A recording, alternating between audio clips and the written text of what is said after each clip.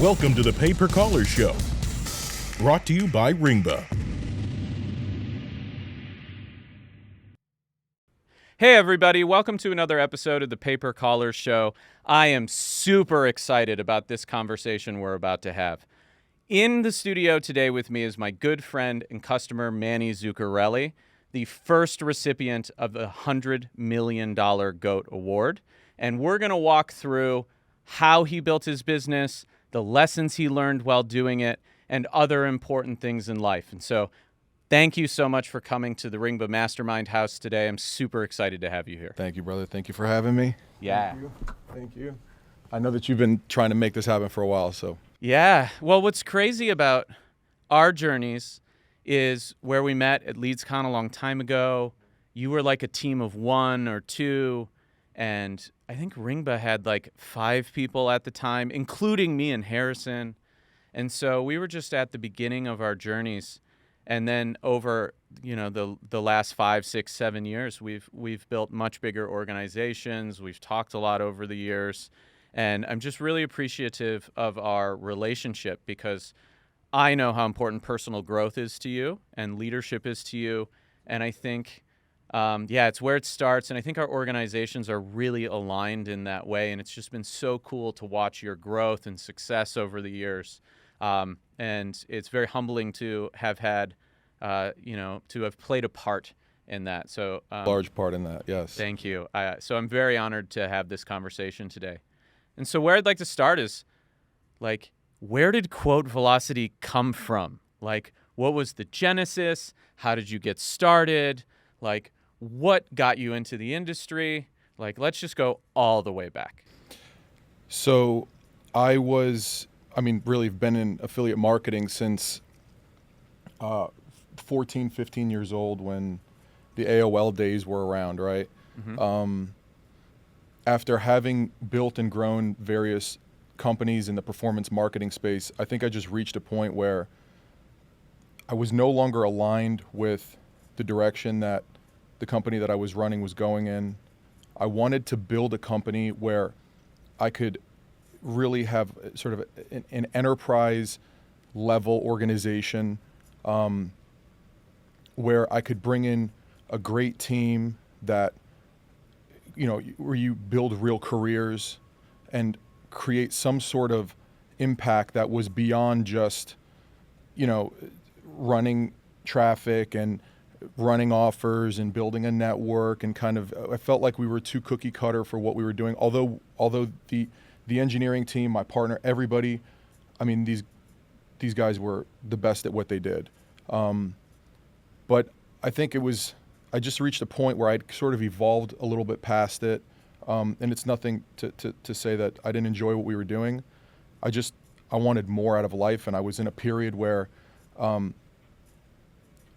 honestly, I was in transition. What's funny is, as I was thinking of building QuoteVelocity, I was thinking of building a nutritional company at the very same time. So I got various nutrition certs, and it had always been a passion of mine, still is.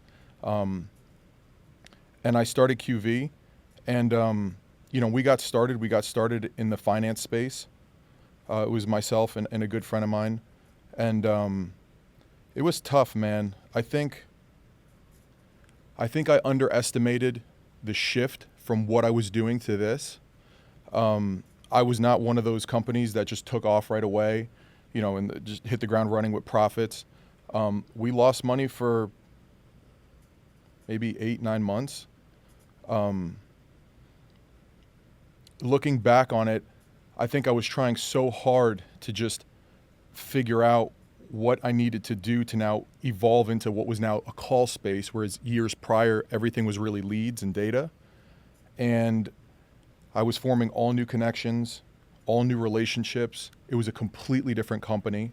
Yes, it was still marketing, but it served a completely different purpose. And we were a company out of South Florida. So to pierce through the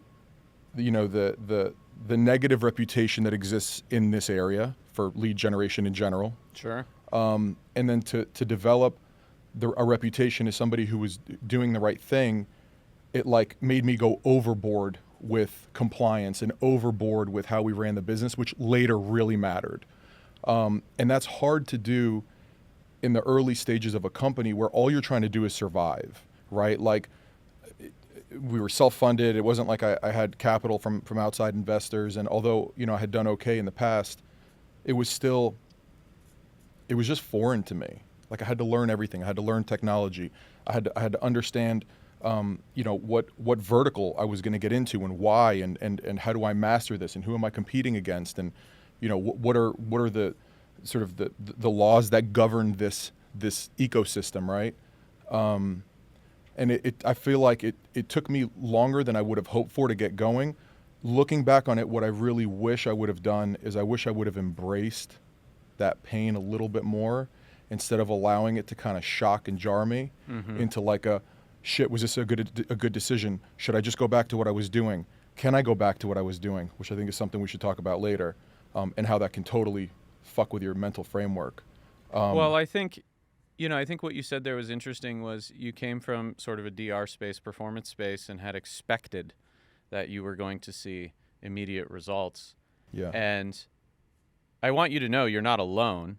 Ringba lost money for not 8 months, but years. And that was by choice. We had revenue. We just wanted to keep growing the team and keep improving the product, and have always invested in that. We consider it an investment. But to your point, I also did not anticipate that we would not be an overnight massive success that was throwing off a ton of money. And maybe that was my roots, like you, of being in performance marketing, where like, listen, I'm going to crack the campaign, I'm going to light it up, and it's going to be great. But building a real business is a marathon, not a sprint. And so I'd like to ask you, when you were going through that 8-month period of just like losing money, how did you think about that? And like, what was your mindset like where you knew, hey, I'm going to figure this out. I'm committed to it, even though every single day I'm losing money, which is painful, right? Like, how did you balance your mindset while going through that?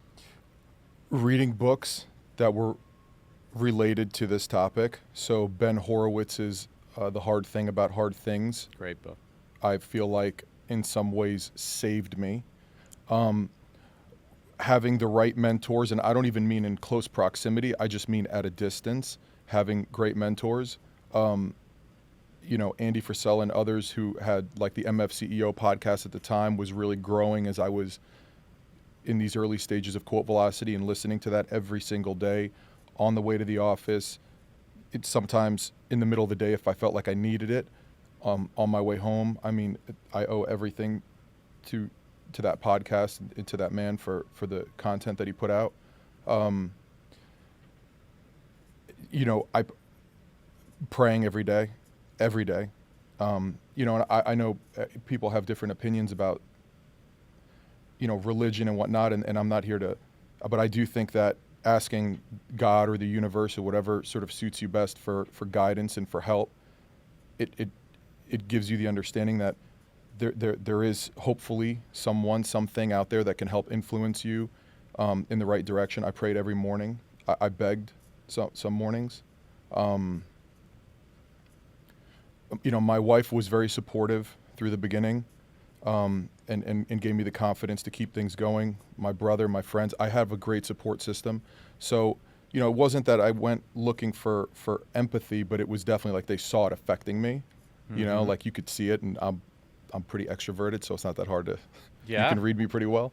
So, everybody kind of said like, look, just keep moving along.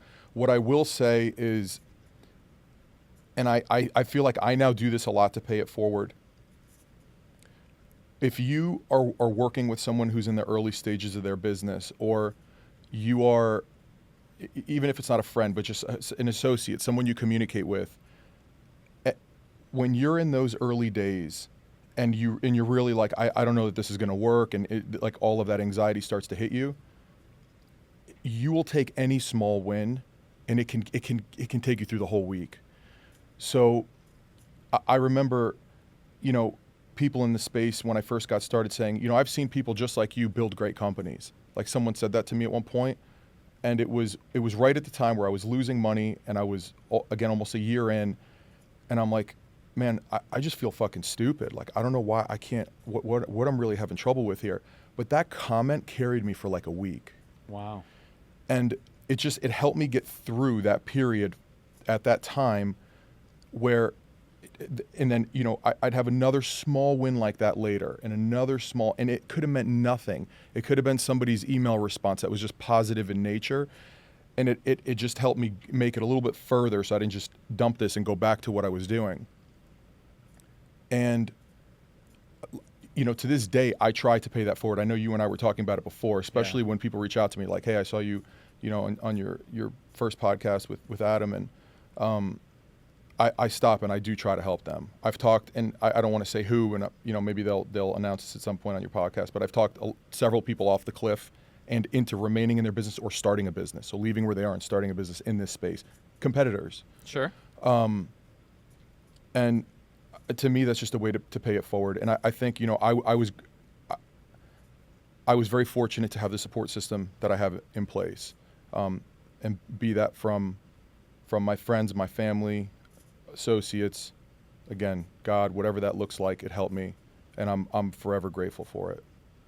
Well, you know, on the praying side, David Stodolak and I just had a conversation about this, and it was about defining and manifesting what you want in life. And I talked about how I went through a really traumatic period about a year ago now, and sort of how I managed through that situation. And I think if you simply remove the religion from the practice, what we're really talking about here is defining, hey, I want to achieve this. This is who I want to be. This is what I want to accomplish. And by praying or writing it out or journaling or whatever the vehicle is of defining those things and then sending it out to the universe, I called it cheat codes for life, right? And, you know, my preferred method is journaling. And I've used it extensively. Have you looked back on those journals? I journaled every day for like almost 3 years. I did, actually. Yeah, so I was trying to talk about like how my life has progressed with my girlfriend, actually. And I got back into my live journal account from 2001. Wow. And reread the whole thing and like read it with her. And I remember those times. They were not good times in my life. They were really bad times in my life. But by writing it down and like thinking about how I felt and what I wanted to do, you could even see in the progression over the year, because I used it for a year, that like I had completely changed my situation because I was just thinking about like, how do I change this? What do I want it to be? And like writing and, you know, being vulnerable with myself about how I felt about it and who I was and what I wasn't good at and what I didn't like about myself that I wanted to work on. And I think prayer is very similar to that practice. And Absolutely. It's really an effective way to just sort of put that out there. And I think whatever you're focused on is what you're going to see results in if you don't give up, right? And so I really like that you went through that practice, and I do think it's cheat codes for life. Like, the only people who don't succeed in business are the ones that stop trying, the ones that give up, right? Like, if you eventually, like, sure, you may have a couple businesses hubris, fail. right? They think they can't fail, right? But even then, if they fail and then they start again, right? Yeah. Like, I think the people who really truly fail and like go back to some other way of life just give up and stop learning. So, well, that's really incredible, and I think the story is very reminiscent of a lot of entrepreneurs. Like, same thing. I literally had a panic attack in 2017 because I felt like I wasn't delivering the results I needed to deliver for the people I had committed to, and it was a really hard day for me. I had to accept that I was failing at certain things and in life and business, and I didn't like it. I didn't like the feelings, like obviously none of us do. And I just laid there for a while and was just like, fuck. Like, I'm just going to need to work much harder. And I don't know that everybody understands that, because I think everyone tries to act like there's some sort of oracle or demigod. So so you end up missing. So if you're somebody who's starting off in some space, you end up missing that early period of what these people went through. And so all you see is like them having figured everything out, or they act like they figured everything out. Like, I got news for you. Which camera can I look at here? This one? You can look at any one you want. Nobody has anything figured out. Like, we're all learning constantly. Like, Yeah. yeah. And so, and especially in the early days, you feel like you're almost an imposter. Like, it's just, and I guess there's a word for imposter syndrome, right? Like, yeah, and it's a very real thing. And you're trying to kind of drive this machine out of like, but what I think people don't really begin to appreciate is that, you know, you're sitting there, you're working till late at night and nobody sees it, and you're sending emails at 10 o'clock and nobody sees it, and you're working on the weekends and nobody sees it except for maybe your family.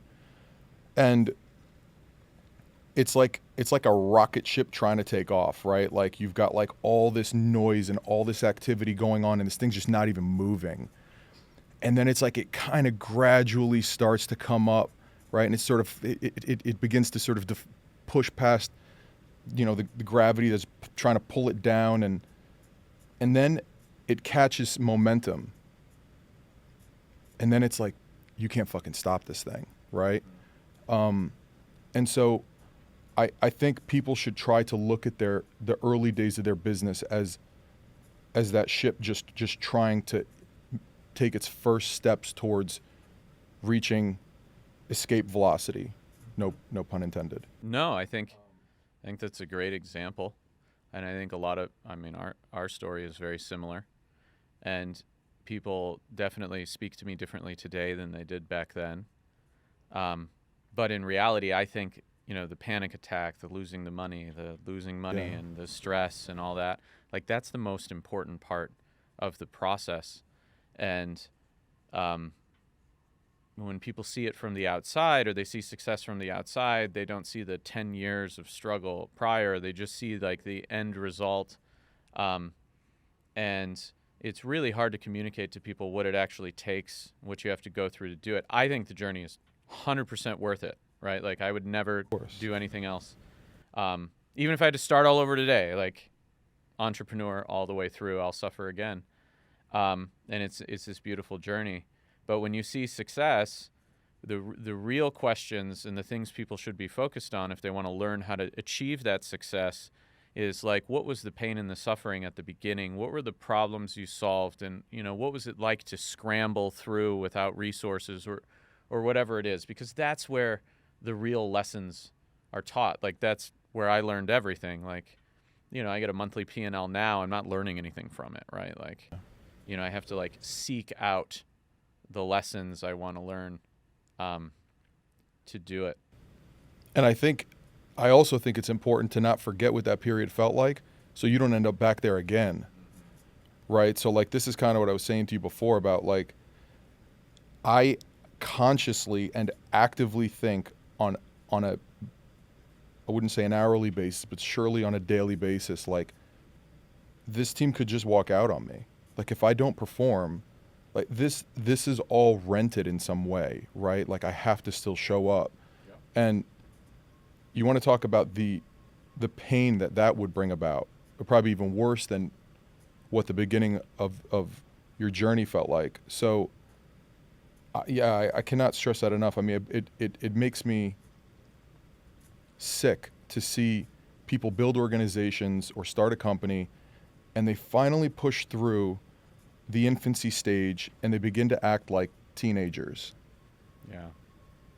Right? And that's when most companies really fall, is you lose you no longer have the humility, or you don't remember the pain that you felt, and you're now taking it all for granted. Your people, your clients, just the whole thing, right? Like, you've turned into a teenager, quite literally. And from what I've seen in our space, and even just in other industries and friends, that usually is where you see people begin to fall apart. And I don't know if this was different for you, but I think the root cause of that, or maybe not the root cause, but one of the roadblocks there is that once you start to scale and find that success, you have to you're no longer competing externally, you're competing internally, right? Like you now have to constantly try and improve yourself and your leadership skills and like do all those things. And so it's a very different challenge than like, how do I start this business and make some money? Now it's like, I am responsible for people. I am responsible for customers. Like, how do you develop the mental framework to serve them appropriately? And it's like this constant, never-ending evolution. And then as the business grows, you have to rebuild the whole thing. You have to constantly change what you're doing and improve things. And that in itself can be just as taxing or complicated as the original, dealing with the pain. And so it's almost like they come through, they start to see some success, they turn into teenagers because they're like, for me to continue down this path, I have to revisit all of the effort and learning and start over, basically. Yes. And for me, it's a perpetual challenge, but it's something that's important to me, right? Like I want to keep growing and doing that, but it takes an immense amount of effort, and it's a very different. But I think it's just a business maturity thing. Like, I think even what drives you early on, like when we're young, everybody just wants cool shit. Like, that's what you just want. Like, and I actually don't think there's anything wrong with that at all. I think that if you're inspired by things, that's fine early on. I think that if you are a human with any degree of personal development or just conscience, what'll end up happening is you'll realize that nobody's going to remember you for the car that you drove or the watch that you wore or whatever you bought. Like that shit just doesn't really matter after a little bit. Like it's just noise. And then what starts to happen is you get the email. I just want to thank you for what you've built here. Yeah. I could take care of my family. Yeah. I mean, I'm not an academic. I didn't even finish college. I don't have any degrees. I have a wall full of messages that I've received from our team. Like, and that is, and I think when somebody's starting a company and they hear this, they think it's like, all right, this is bullshit. Like, this is what these guys say, like, once things are kind of grooving. Like, no, it's so much more rewarding because, like, there's, like, second and third order effects of what you're doing that actually matter. Like, this is, like, holy shit, there's now hundreds of people that we're taking care of, and we're consistently thanked for, we pay more than almost any other, especially the call center level, like that for sure. And we take care of our team. We look out for their health, and we'll get into some of the fitness stuff in a bit. But you can't fake that, right? Like it has to be sincere. Yeah. But then the gratitude that comes from that, the personal development that you talked about, which is crucial. Like on that point, like your business will not grow beyond your degree of personal development. Like, and I don't know that people really appreciate that. I think they've read a few books or they watch some stuff and they're like, all right, I'm good. And now my business is okay. And now it's supporting my lifestyle. And like, you're going to fail. Like that, whatever that is, it's not going to really last. There's no way for that to last with that kind of attitude. Like you have to almost, that sort of productive paranoia of always feeling like, I have to keep showing up for my team, and the reward that you receive thereafter from those who've decided to join you, and I say decided to join you because it's like you'll never hear me say, or really anybody on my team say, they work for us, she works for me, he works for me. Like, I don't even know what the fuck that means. Like, what do you, like, you're a team. Exactly. And this person is there on your team, and you have to, like, you're showing up for each other. It's that they're not, like, and so that, I don't know if it's like people just have to kind of evolve past that and begin to, I think, look at their team with a higher degree of gratitude and understand, like, this person could go other places. And they've chosen to if you're leading the organization, they've chosen to see your vision in some way, shape, or form, and believe in you. And that's not something that you can ever take for granted or feel as though you've sort of settled. Like, that has to be a constant reminder. And so I think people have a high degree of humility in the beginning. They're scared. They begin to kind of see some success or some activity. They become, hubris kicks in, and they start to think they got everything figured out. And then at some point, someone who has deeper desires and more motivation kicks them right in the teeth. And I think it's well deserved. Yeah. I think I've done at least a somewhat okay job of consistently reminding myself through various means every day, like, be grateful for what you have, because you can lose this all tomorrow. Yeah. Well, I mean, you put that into practice every time you and I communicate. You always say thank you. You always say please. Yeah. You always say you're grateful. And I think that type of practice is really, really important. Like, I'm a big proponent of saying thank you and please is free. Like, I always say please and thank you, and try to express gratitude, but also not as like a surface practice. Like, I'm actually... It's got to be genuine. It's got to be genuine. I'm actually grateful. And I think, the letters on your wall and this and that, and when people look at it, they're like, oh, you're already successful, so you can behave this way. The reality is you're successful because you behave this way, not you behave this way because you are successful. Right, yes. And, very similarly, you were just taking a photo of our goat wall in the kitchen, which is 105 $1 million awards that we hung up on the wall. I have tons more piled over there. We're going to cover every wall in here in that, because I want to be reminded of why we're doing what we're doing. Because if you have a mission that impacts others and you can help others, the real results that you receive are not the personal ones. It's like, wow, I got to help this person build something that now helps thousands of people or employs a ton of people or changes people's lives in some positive way. And, whether anyone actually knows that this is an accomplishment or not is kind of irrelevant. Like, that to me keeps me fulfilled and very driven, like understanding that, and then focused on the framework of customers, team, I eat last. I eat last. Yeah. I eat last is something, man. When I hear people refer to their team as like a cost, I think I had this conversation with you, and yeah, like, I mean, that all that really tells me is that you are just a shitty leader. Like, and really to this day, I mean, I've paid myself significantly less than people probably would assume in an effort to continue growing the organization. Harrison and I did not receive a paycheck at Ringba until 2021. Yeah. We founded the company in 2015.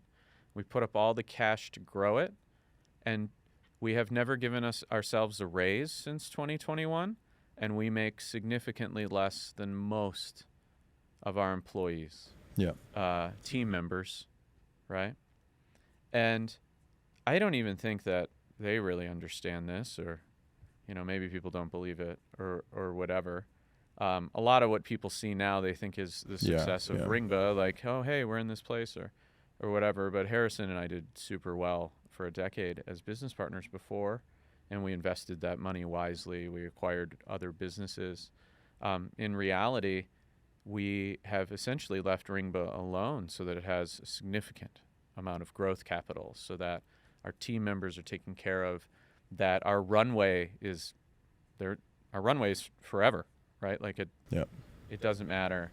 We need to hire like 10 or 15 engineers right now that are really high level. That's, like $2 million a year in payroll. Yep.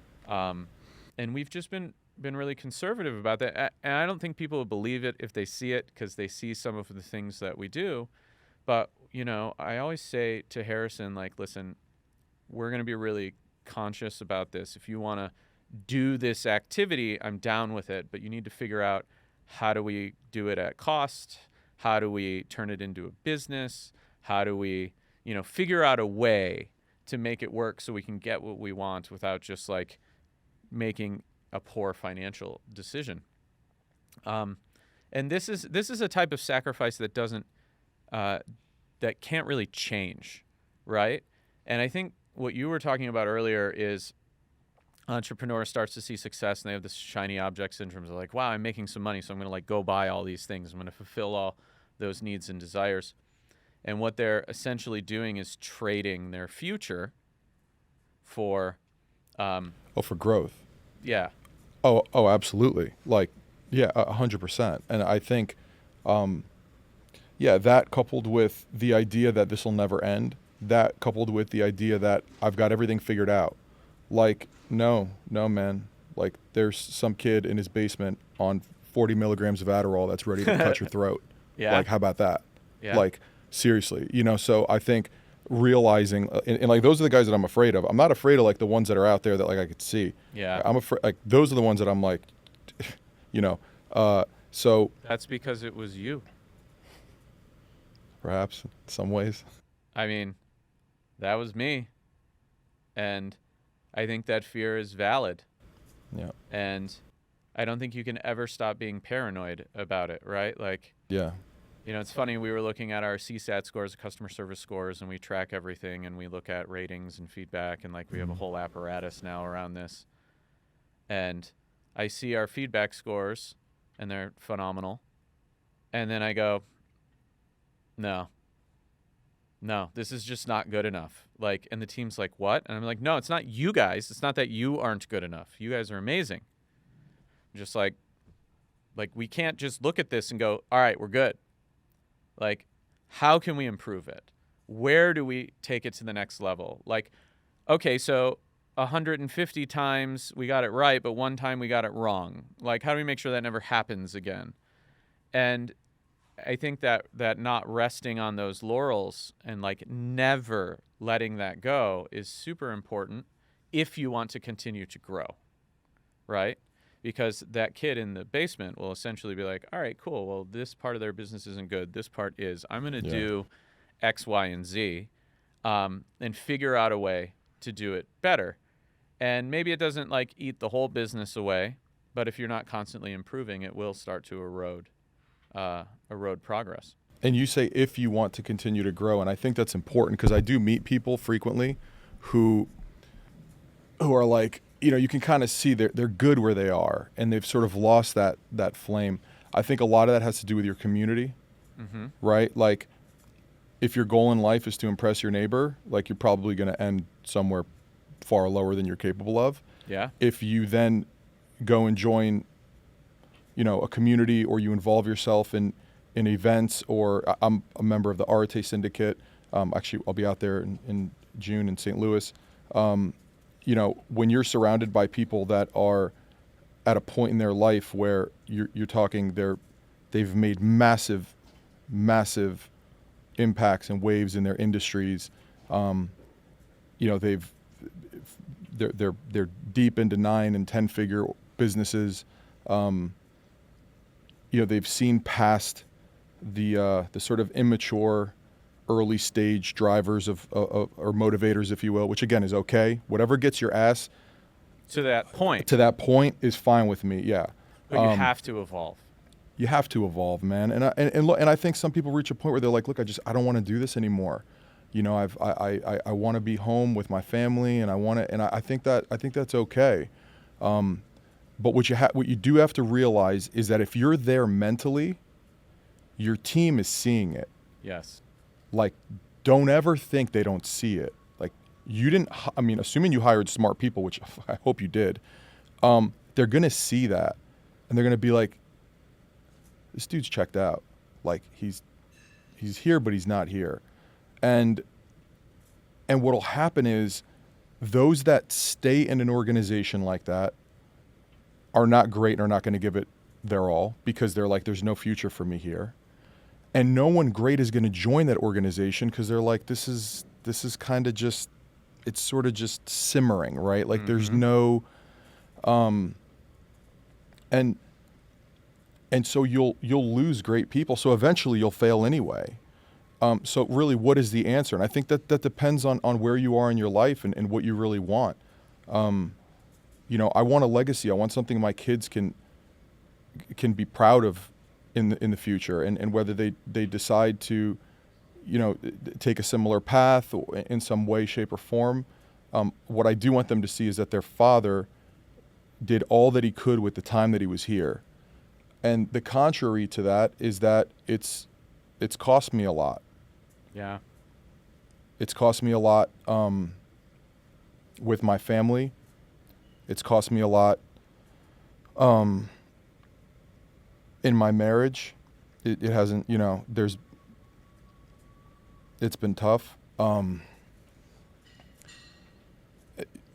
And so like at the conference we just had, when I gave that talk, what I was really trying to express was, and this is why I advocate people starting businesses really young, like do it when you're young and you don't have a family and kids. But if you do, all the more, like, you have to power through it. Is when you're that focused on something, everything else becomes a blur. Mm-hmm. It just, because I'm talking, it was 15 hours a day, 7 days a week, maybe 12 some days and maybe 10 on a Sunday if I was lucky, for a long time. And, the people that matter to you, they're there for you and they're going to ride for you, but your absence is felt. Yeah. And if you're at a point where you're starting a business and you have a family, or you have a man or a woman who you're with, making conscious time to be there for that person or for those people that matter to you is really crucial. It's something I wish I would have done a better job of. You don't want to try to pick up the pieces later, right? And put this thing back together, right? Like trying to put a broken vase back together. Yeah, and those cracks remain, like maybe it's whole again, but does it have the integrity that it did when it was first built, right? Yeah. Business cost me my marriage a year ago.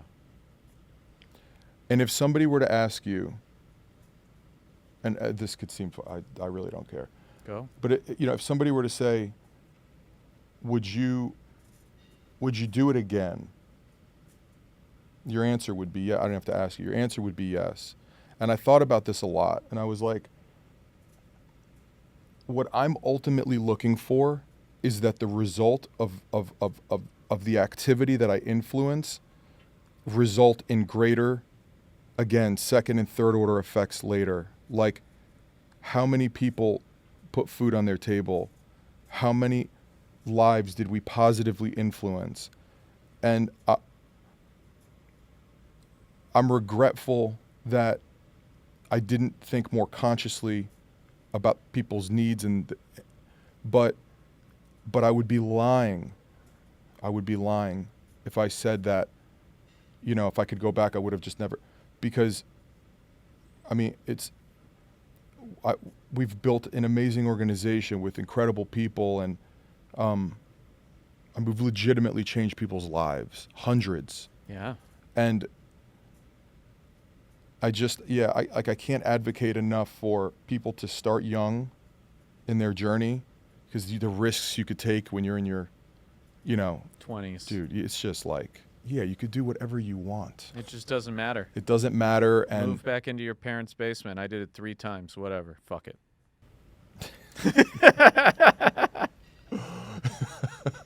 Yeah, it's like I try to tell, anytime I have the chance to communicate with somebody between the ages of, 15 and 30, I'm just like, just give it your all. And if you're past that point in life and you now have a family, and you I would say you have, and you have to put in the time, and you have to go through the lessons.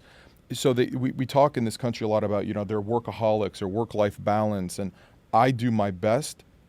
I do my very best, and I think everybody in our organization would agree with this, that I do my best to try to encourage them to have some balance. Last night, I started messaging someone in our organization. She was working late, and it was on a Friday. And I was like, I need you to sign off. Like, it'll be there tomorrow, or it'll be there next week, because it was on a Friday. Yeah. Like, it'll be there next week. Please, like, sign offline. Like, let it go. The problem with doing that as a business owner is, and especially early on, is like, if you were an athlete and, you know, you were like, Manny, I want to play in the NFL. But, you know, I got this and this going on, and I'm not quite there yet. I'd be like my answer intuitively, immediately would be, okay, you need to work harder, like hire better people to help train you, or figure out your nutrition, or get the right therapists in place to help figure out what's kind of broken or what's off. Okay. And I would say that with absolutely no concern whatsoever outside of that. It's like, that's your goal. That's what you need to do. When it comes to business, you're not usually awarded the same level of honesty. It's more like, you know, you came to me, you said, Manny, let's say in your early days of Ringba, I want Ringba to be $100 million, $1 billion entity. It's like, for me to give you the advice to be like, well, you're going to have to spend less time with your family. You're going to have to spend less time with your kids, your wife, or whoever's important to you in life, whatever that looks like. It's just a sacrifice you're going to have to make.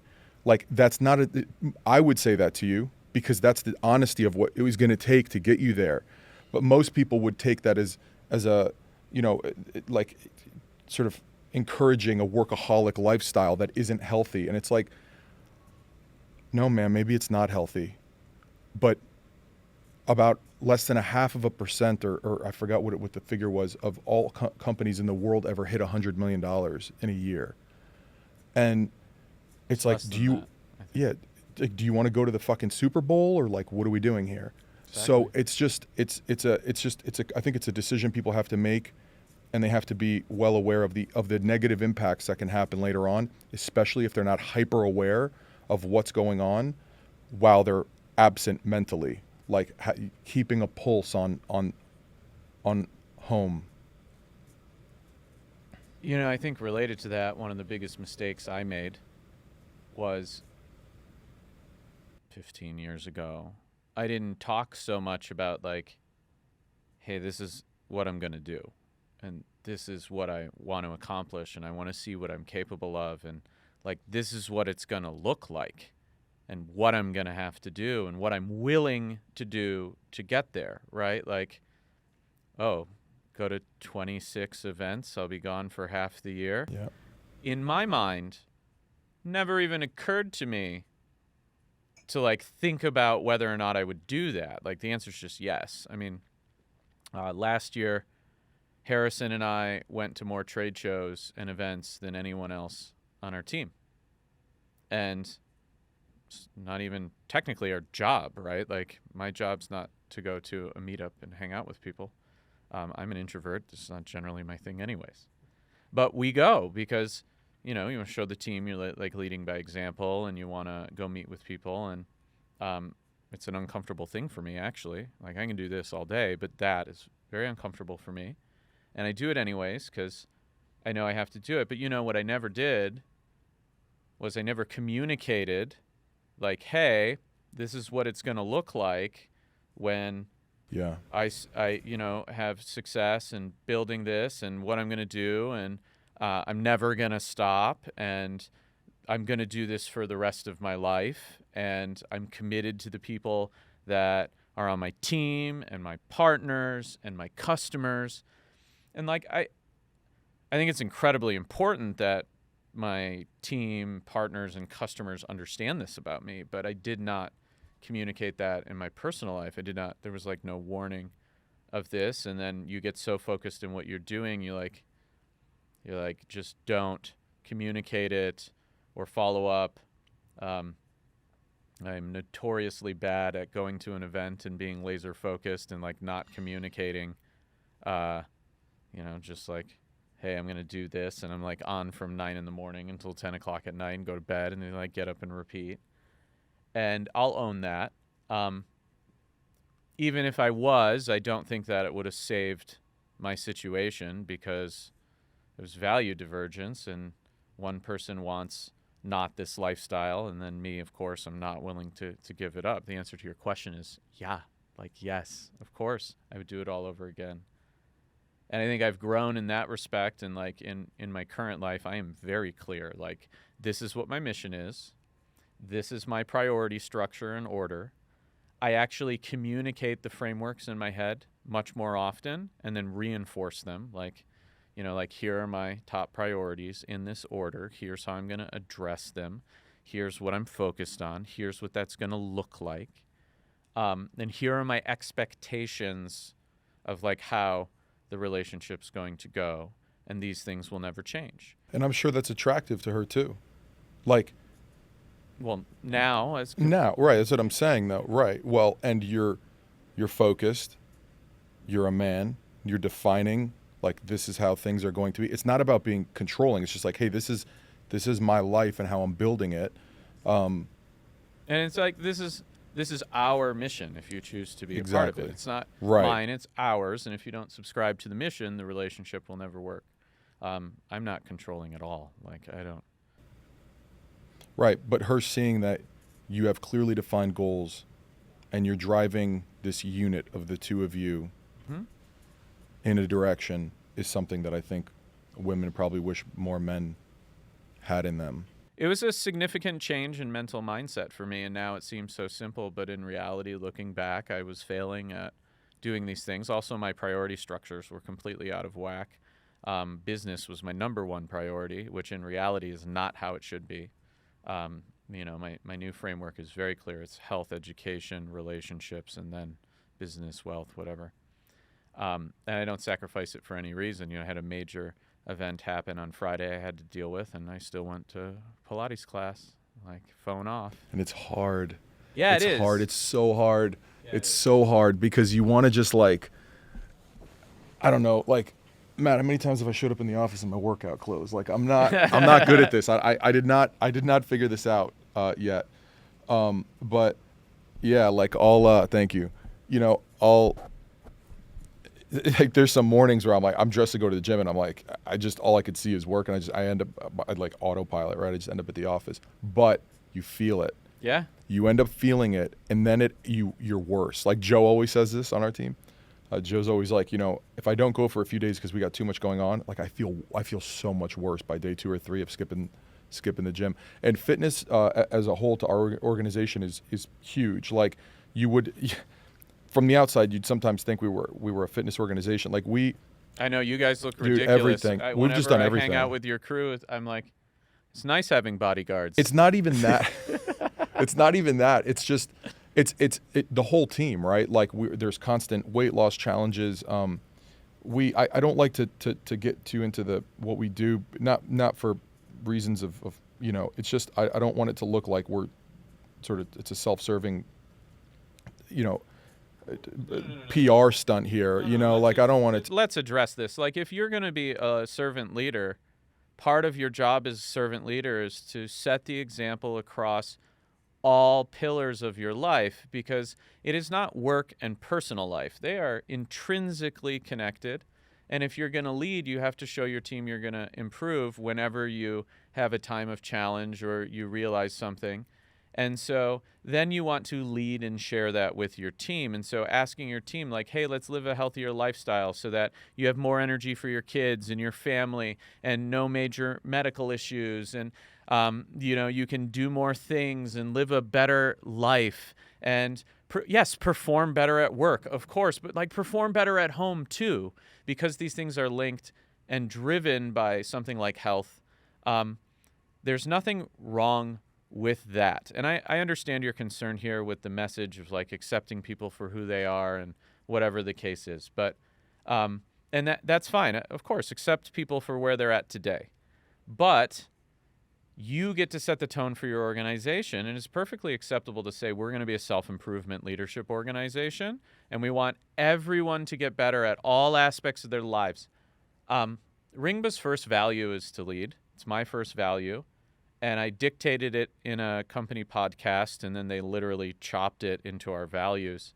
And the last sentence, and I'm paraphrasing here, is essentially to leave everyone we come in contact with better off than we found them, whether they continue with us or not, right? Someone comes and works for us for 2 years. Did they leave smarter, healthier, more opportunity, like better off in their life? Cool, mission accomplished. Like, did a customer come?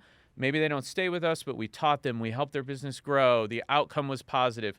Cool, mission fulfilled. Because like everything in life is temporary, and I want to see people around me having a better life, and health is part of it. I don't think you should be scared about talking. No, I don't think, not internally. Internally, the team's hyper aware of it. I think it's more just when we share these things, I don't know if people think it's, we do a lot that we don't publicly talk about because we do it, or even internally, we do it anonymously, right? And it's just being aware as somebody who leads an organization, so just a month ago, but maybe 6 weeks ago, I saw that a few of our team members were focused on losing weight, or they're dieting, or it's just through conversation. They're telling me, hey, they're at the last questions, or so I'm like, okay, and it was a group of women, and so I was like, look, why don't you all get together, so you sort of create this this camaraderie, right, remotely, and then I just kind of broke it down. I'm like, because they were like, I'm trying to lose weight, or I'm trying to achieve this goal, and I'm like, if you just kind of look at the foundation of this, the first thing that we need to do is get you all blood work to just kind of see where you're at. Is there anything going on that you don't know about that could be negatively affecting your ability to lose weight, or whatever that could look like? Yeah, or any health issue. Any health issue, right? But in this particular context, it was very fitness related. And the second thing is we need to figure out your nutrition. And then the third thing is we need to figure out your training regimen. So I went and we got all of them got life extension women's elite panel tests done, which actually a few of them popped for interesting things that they may not have known about before. Second thing is we hired the bio lane, which we've worked with in the past. We actually had a year and a half ago, we had hired the bio lane, which is a team of really PhD nutritionists, to kind of come in and do these group educational, right? And they got gradually more advanced. So it starts off with just, what should you not eat? What should you eat? What are kind of your basics? And then it got gradually more advanced, where they then moved into macros. And it was different team members of this bio lane organization each week over the course of 4 or 5 weeks or 6 weeks. So I asked them, who did you like most out of these nutritionists? And again, these are not Instagram nutritionists. These are PhD smart individuals. That is what they do, so then we worked on their nutrition, and then made sure they all had gym memberships and in areas that would really drive them. So typically, your box style gyms and your gyms that have a bit more of of a community feel. Yeah. And they're all kicking ass. And I'm gonna let when it comes time, I'm gonna let Melissa share her story. I don't want to take the take the light off of her. I want her to be the one that shares it. But she has had an incredible journey. Man. It's been unbelievable watching her. I think the results of this, I've just experienced them myself recently, and it's really interesting. Growing up, I was a competitive swimmer. I swam my whole life, all the way through Junior Olympic. Did you really? I didn't know that. I did. And then I also played water polo. No shit. Through Junior Olympic, and I was in incredible shape. And then after that, when I was in my early 20s, I went and started mountain climbing, right? So I'm climbing mountains. I've been on top of some of the tallest mountains in the world. And then a couple years ago, we're really growing, and I'm super focused, and what you're talking about here, right? I'm neglecting things I shouldn't be. I'm neglecting my health. Dealing with a lot of struggles and learning, just all sorts of crazy shit, right? All unexpected. A lot of things in my personal life, and I gain 30 pounds, right? And I have scoliosis from working too much. Like I have self-inflicted, scoliosis and kyphosis, whatever it is. It's like when the spine tilts forward. But my hips are normal. And so when I go to the doctor and look, they're like, you do not have genetic scoliosis. I said, no. It's from that many years of. I have computer scoliosis. Yeah. From age 10 till now, right? I still write code. I wrote code the other day. Team needed something. I'm like, write a little code. More rare, but you miss it. I do. I'm a problem solver, dude. Like I like tearing down a server. It's fun. But my point here is like I neglected my health. So I have knee issues from a skiing accident that I aggravated from mountain climbing. I have arthritis in my big left toe. I blew out my back weightlifting 15 years ago. I have the kyphosis and the scoliosis. And so like I'm just like in constant pain all day, and I have the mental discipline to fight through that and get what I need done, but like it's like a horrible experience. And then I restructure my priorities to health, and I have no back pain. My back is straighter since I came to Miami. I am almost an inch taller. My posture is fantastic. It's amazing. I'm down, as of yesterday, 31 or 32 pounds. I can see my abs. You can see your abs? Crazy. Yeah. All right. And like now my energy level is much higher. My mental acuity is significantly higher. My emotional stability is way higher. Like the only side effects of what I have been doing here are like exceptional performance increases. So instead of doing a 12-hour bender in front of a computer, I can just think my way through and then do 2 hours worth of work and actual work and just like problem solve. So like the amount of productivity I can do in a shorter period of time has exponentially grown over the last year. And then to your point, I had blood work done. I went and saw a performance doctor.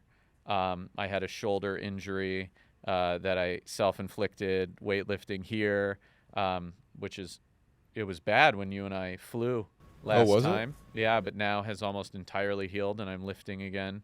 And we like looked at my blood work and changed a few things, and I don't want to go too in depth into my medical stuff with the doctor I'm working with, but like focusing on that has allowed me to improve so much more in my life that like now my work productivity is the best it's been my entire life. It's crazy, the impact. We had a Fitbit challenge at the call center. So I remember I got on a call. It was on a Monday. I think it was shortly prior to AEP a couple of years ago, and everybody just looked like you've got 100 plus faces. Everybody's kind of like just looking like they're dragging ass. I was like, all right, we need to like fix this because this is just like I feel like I'm failing here as a So what I did was we sent everybody a Fitbit, and this is just an example of like how we've tried to build camaraderie. I still to this day don't think anything will do it like fitness. Now I've never been in combat. I'm sure that's a whole different level, but for those of us that are here at home, I feel like fitness builds more camaraderie than just about anything else you could do. Any sort of shared suffering like that. When I was on the swim team, those were like the closest people in my life. Like I still talk to a couple of them occasionally, like and crazy. Going through that. So we sent everybody a Fitbit, and what we did was we said, you have to train for the next 28 days straight. It's going to start on this day. We're going to give you the Fitbit. It was a Fitbit Charge 4 for free. And week 1, you have to walk, run, or jog 1 mile. Week 2, 2 miles. Week 3, 3 miles. Week 4, 4 miles. And per day or just for the per week? Day. Okay. For 28 days straight, you cannot stop. I don't care if it's raining or what's going on. And I said, we made them sign a contract, and if you miss any of this, if you miss 1 day, the Fitbit Charge 4 came with a built-in GPS that I got everybody's login, and I monitored everybody's activity. And I can share this. I've sent this to some other people. If you miss 1 day, or you missed 1 meter, I'm charging you for the Fitbit. It's like $150. Yeah. If you cheat, which I'm gonna know if you cheat, because if you think you're gonna put this thing on and you're gonna go ride a bicycle, like you're done there. If you give it to like someone else to go and run with or jog with, like your heart rate's just gonna look different. It's not gonna be the same, and shit's gonna look off. And man, like, you know, we had probably 30, 40 people take part in this, and it was like, I never realized how little activity some people engage in. Yeah. And for those people, like the lift, you know, it changed their lives, and many of them continued thereafter. And it snowballs too, man, doesn't it? Man, it does like all around. Yeah, and then they started walking with their family. They started walking with their kids. It was really cool. Yeah, helping the healthy habits spread. Yeah. So it was really, it's like I can't emphasize enough to somebody running an organization, especially now that so many of us are remote. It's hard to build that community. There's some people in the space that I think have done a really good job of building remote communities, and keeping the team very, very engaged. But I think that in incorporating fitness into any aspect and being willing to invest, as an organization, being willing to invest in the health of your team is just, I think it's overlooked by many, because, you know, I think people, you know, they look at maybe just corporate retreats, or but they're not really thinking about, you know, these people. A lot of people, especially in the U.S., are battling with I mean, obviously mental health being a big one, but, you know, their physical health and not being active enough is huge. And so it shows compassion, it shows empathy, it shows that you care, it shows that you're willing to invest in your team. So I think we've built a great community where personal development in the health and sort of fitness realm has sort of embodied itself within the organization in some ways. Well, and I'm looking for something I want to show you. But with that, and exactly what you're saying, like the treatment for a lot of emotional disorders or the way people feel should not be a pharmaceutical. It's just like literally movement, community, and like working on yourself and your physical fitness, and the results you can get from that are incredible. And I'll have this edited into the pod, maybe, but I want you. This was me in August. Okay. Oh man. Let me show you this. Wow. So it's funny because it's like, this is me in front of a helicopter in August of 2023, in pain. Holy shit. Like not in a great place, right? Like still working. Doesn't even look like you. Yeah, still working super hard, just like whatever. And I was like, this is unacceptable, priority shift. And then I want to show you this one where I happen to be in front of a helicopter for my birthday a couple weeks ago. And Crazy. Different person. That's amazing. And you know what? Yeah, you guys look awesome. Thank you. Like the mood and the health around everything in my life and what I can handle, and like when problems happen and all this stuff's just changed so much. And so if you can give that to somebody who has a family and help teach them, like, hey, like, let's do this. This will be really helpful for you and your family. And then they do it and they bring their family along. Like it serves the mission of helping people change their lives. Absolutely. And they'll remember that, and their family will remember that. And they're like, wow, this company that you work with and that you work for, they're not just focused on numbers. Like they actually care about the team. Mm-hmm. It's like the ripple effect of that, right? Like we've probably cover I don't know a dozen or a couple. I don't know what it is now, but gym memberships. We encourage everybody to go.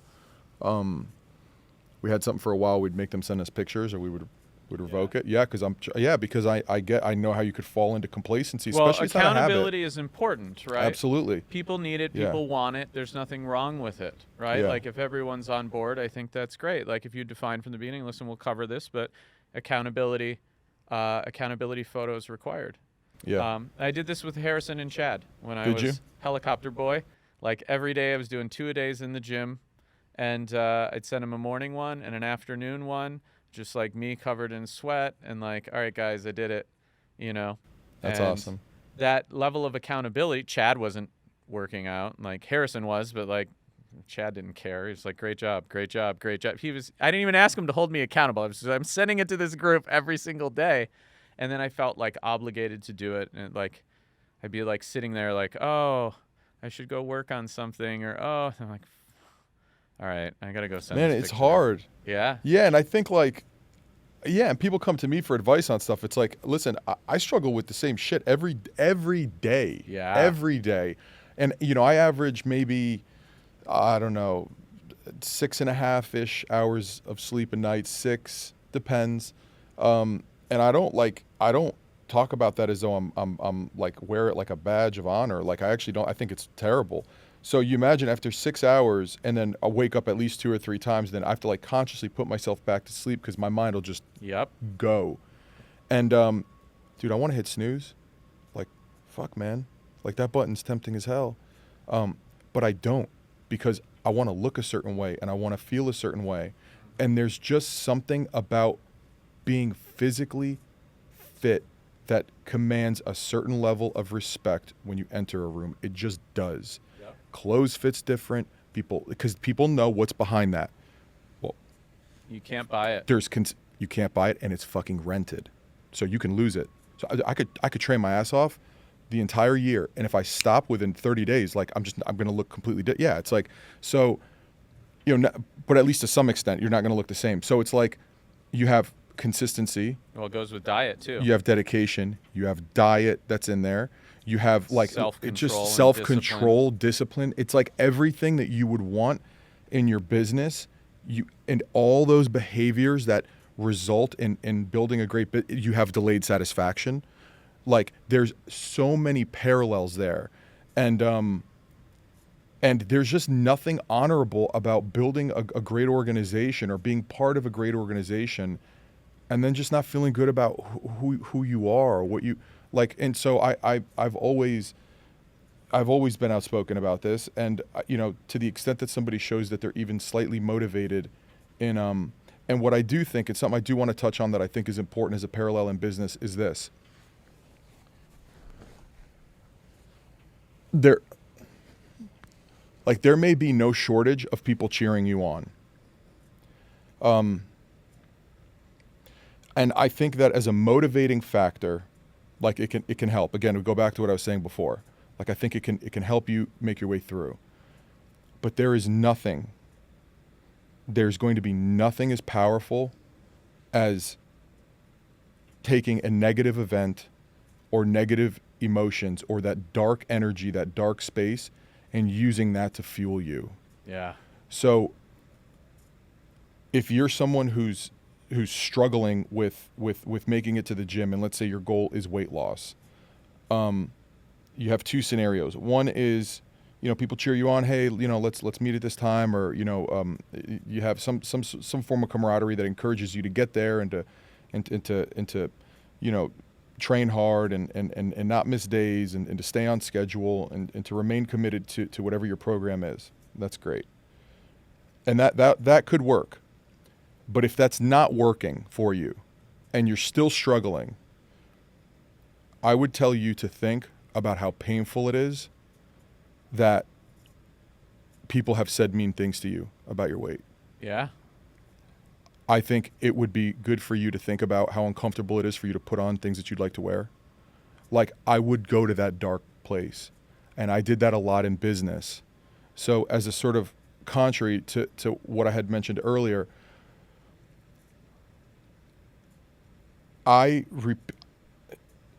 there were things that were said to me in the sort of early days of QV about not being effective at running the business, and that, you know, we should hire a new CEO.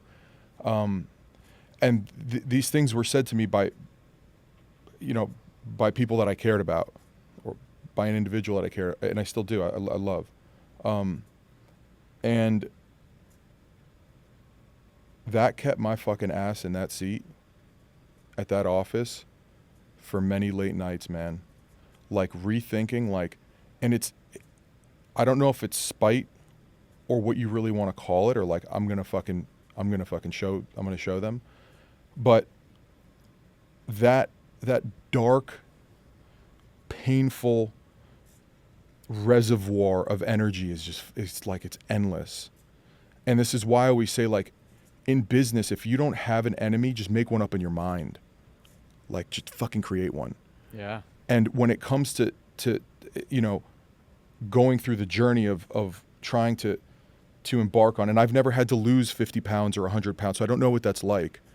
But I know what others in our organization who have done that as motivating as it was for them to have everybody cheering them on, that they tapped that energy at times to be like, fuck this, I'm going. Well, negative emotions, and I actually talk about this in my book sitting here, and we use it in ads, like negative emotions are 10 times more powerful than a positive one. And, I've read a lot that... Like loss aversion and... Yeah, fear. Yeah. Fear. And I've read a lot that a lot of hyper-successful people went through a lot of tough times when they were young, and they have sort of like toxic personal mindsets that allow them to push forward. And I have a couple of these. There's no question about it. You and I were just upstairs in the loft. Everyone who comes over here, I repeat this over and over. Like, I can't.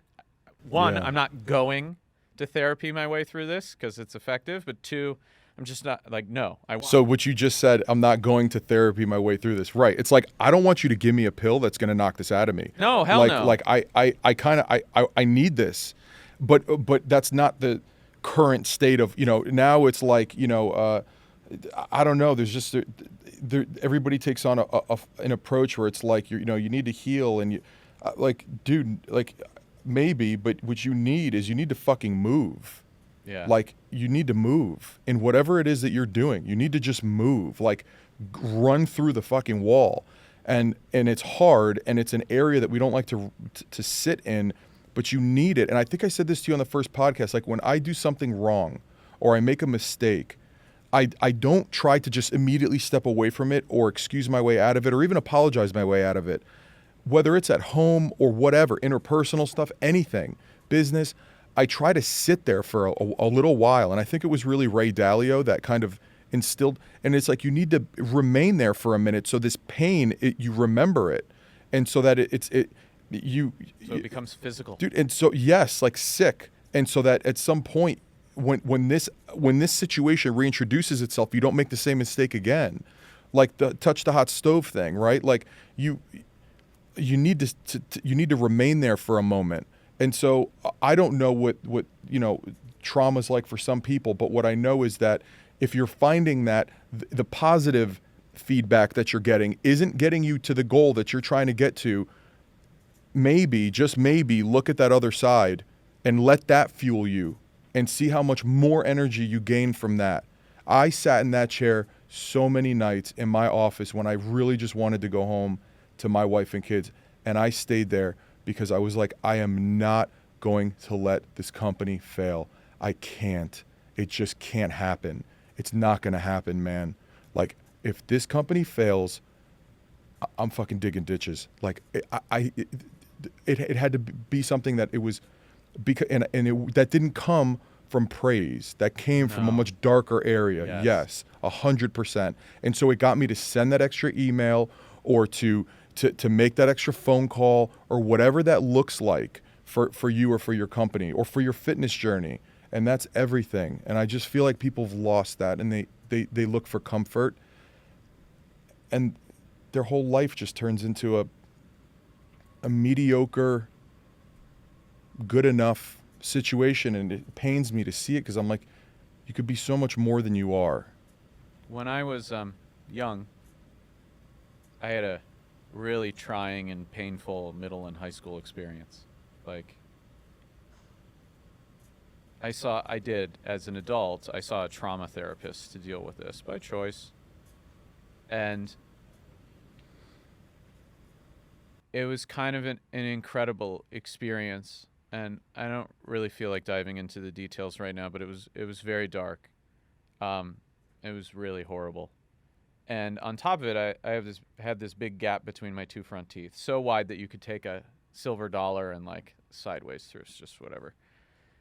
And so the level of bullying on a daily basis was incredible.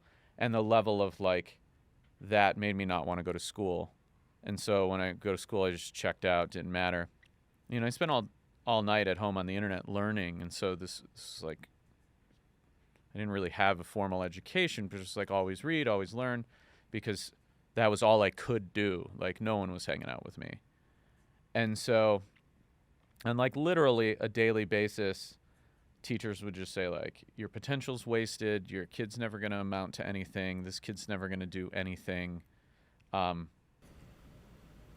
Just brutal for like 5th grade through 12th grade. Every single fucking day. They said it to you directly, to your parents, or? To my parents in front of me, directly, in front of other students. Harassed. And what a blessing, huh? yeah, I'm so fucking grateful for these people. What a blessing, man. So grateful for these people. Like, I came out of that obviously with no opportunities whatsoever, no education, no one's giving me a job, like the hard way. But like, man, it was a gift, because my entire life it's like, okay, like let's fucking go. It like doesn't matter what it is. Like, you don't think I can do it? All right. And that underlying, I've dealt with the issues, but that underlying feeling never disappears. But now it's like a light switch and I can use it. And it's incredibly motivating. And then furthermore, like a lot of that abuse and then some other things that happened to me when I was a kid, which were like just,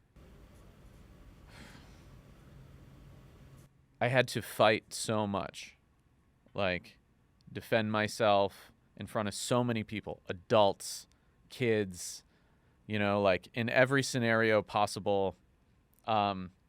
You know, the athletic instructors, just like everything constantly. It like refined an anger response when someone comes at me to the point where it is unlimited mental focus. And so like in any instance when someone comes at me or our business or my family or whatever, like I don't lose my cool. I don't freak out. Like I'm not like, oh, we're going to fight with fists or whatever. But I'm just like, okay. I wouldn't want to go up against you. Yeah, you want to do that? That's fine. Like, I've said that to several people in space. Like, that's where it comes from, though, is all of that trauma and the dark place that we're talking about. And like, you can even see just like talking about it, my body posture and like everything changes. And I feel but it's like, a blessing. And at the time, you probably hated yourself for it. Yeah, it was a horrible. And I think period. you should be grateful that it was there for you.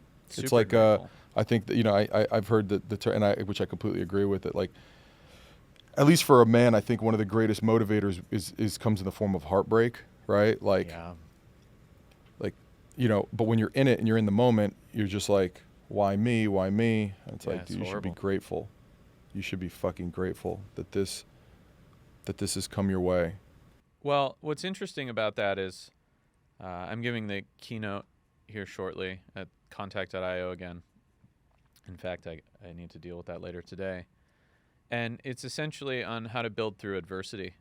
And adversity comes from different areas, personal, professional life. And there are frameworks to deal with this. Step one, though, and I'm not going to go through the whole process. You want to see it, come to contact.io and watch me on stage, which it's like, oh, Adam's going to get on stage in front of hundreds of people, introvert, right? Like you said, it's just like crazy to me.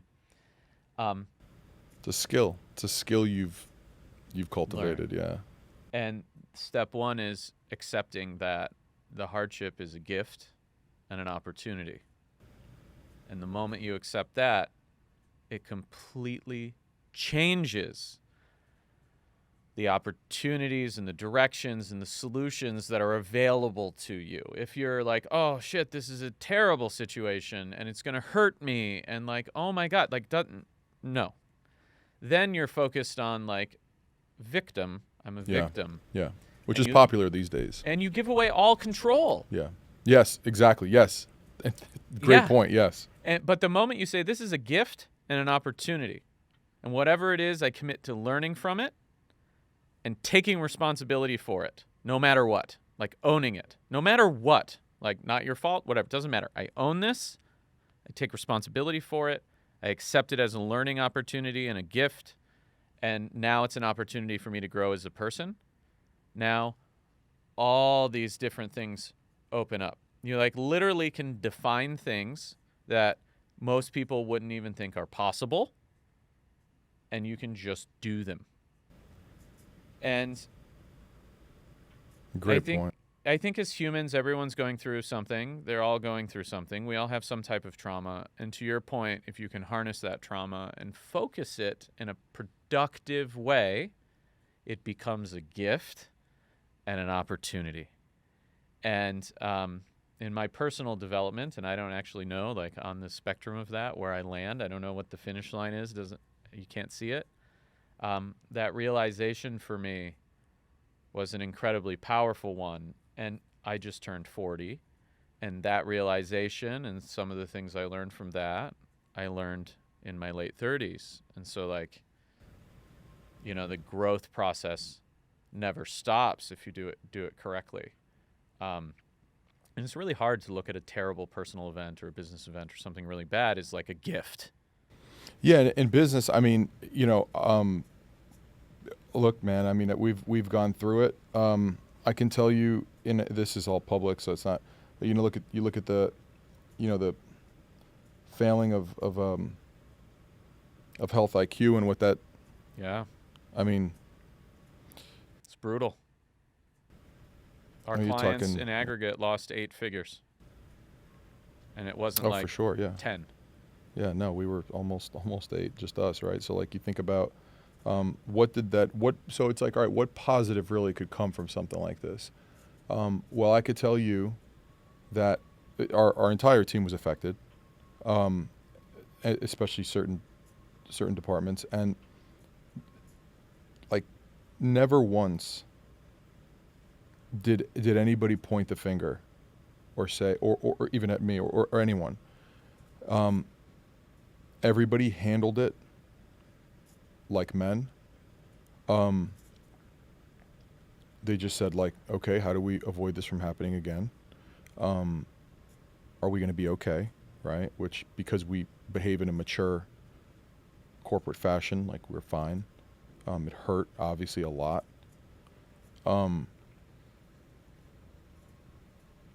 But the amount of respect that I gained for our team and seeing how they handled that was unbelievable. Now, I would have much rather not gone through that and everybody been paid, yeah. But they behaved just like respectful gentlemen. And then with you, did you learn? Yeah, of course, it changed the way we look at risk. It changed a lot, yeah. But you personally? Yeah, I mean, I just wish it was less. But no, obviously, look, like no one likes the painful events. He's like, oh man. You know what it did do? It made a few of us competitors that were already close, but all kind of went through it the same. It in a weird way, it added a level of like, yeah, you know, because it was like we all just got hit, man. Like we all just got hurt, and but the way the team handled it, to me, it was just. It was amazing to see that nobody tried to, you know, place blame, or it was more just like, okay, this is a hole in this bucket that we need to fill so this shit don't happen again.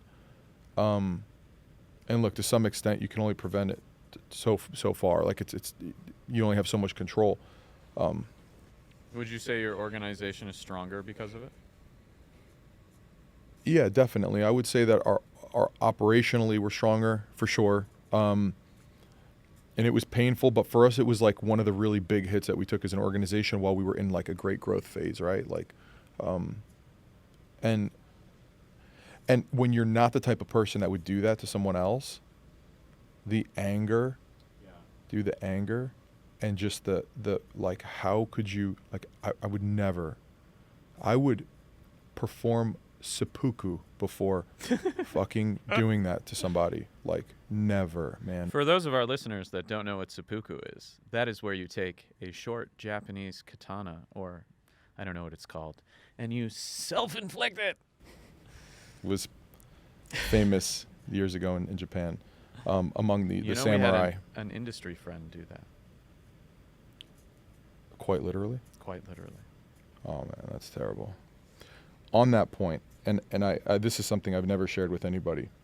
I think it was late 2018, early 2019, and we were talking about journaling before. I reached a point where I'm like, I'm incapable of doing what I'm trying to do here.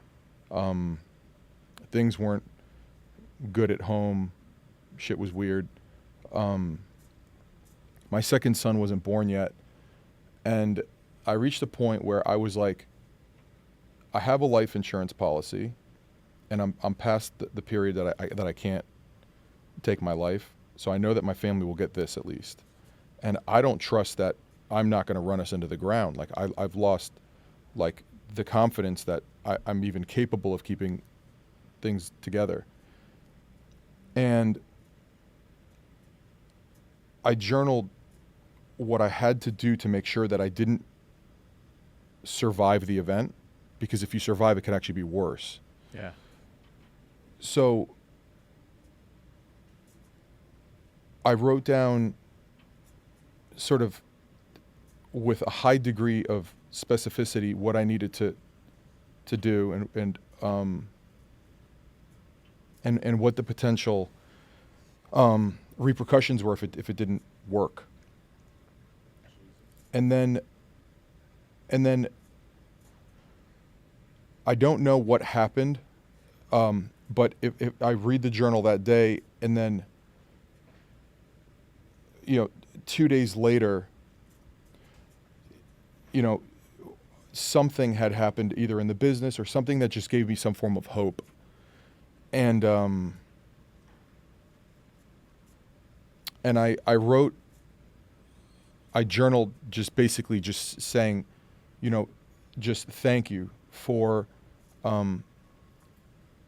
this pain that I've gone through, these obstacles that I've gone through, the self-doubt, the just self-loathing, just the sick, disgusting feeling of being at rock bottom mentally. And I wrote just sort of a letter of gratitude saying, thank you for giving me everything that I've needed to get to where I sort of need to go. And I could share it. And I say this because, like, if you've reached a point where this is a legitimate, like, you're really thinking about it, and when you're really thinking about it, because then you start to think of specifics. It's not like, oh, I want to do this. It's like, I want to do this, and this is how I want to do it. And here's, like, let me sort of mitigate the collateral damage of what this might cause. Like, you have to try to reach out to somebody, friends, doctors, anything, and be honest about where you are.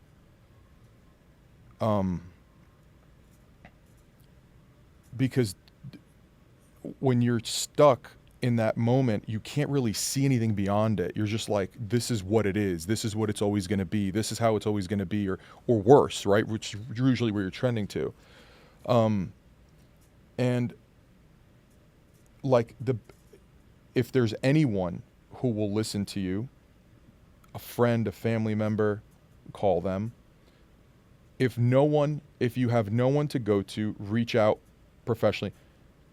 And I hesitate to say this, but I would say, like, I've told my wife and I've told my good friends, like, at some point I'll evolve into a different stage in my life. And one of the things I would love to do is guide young business owners towards.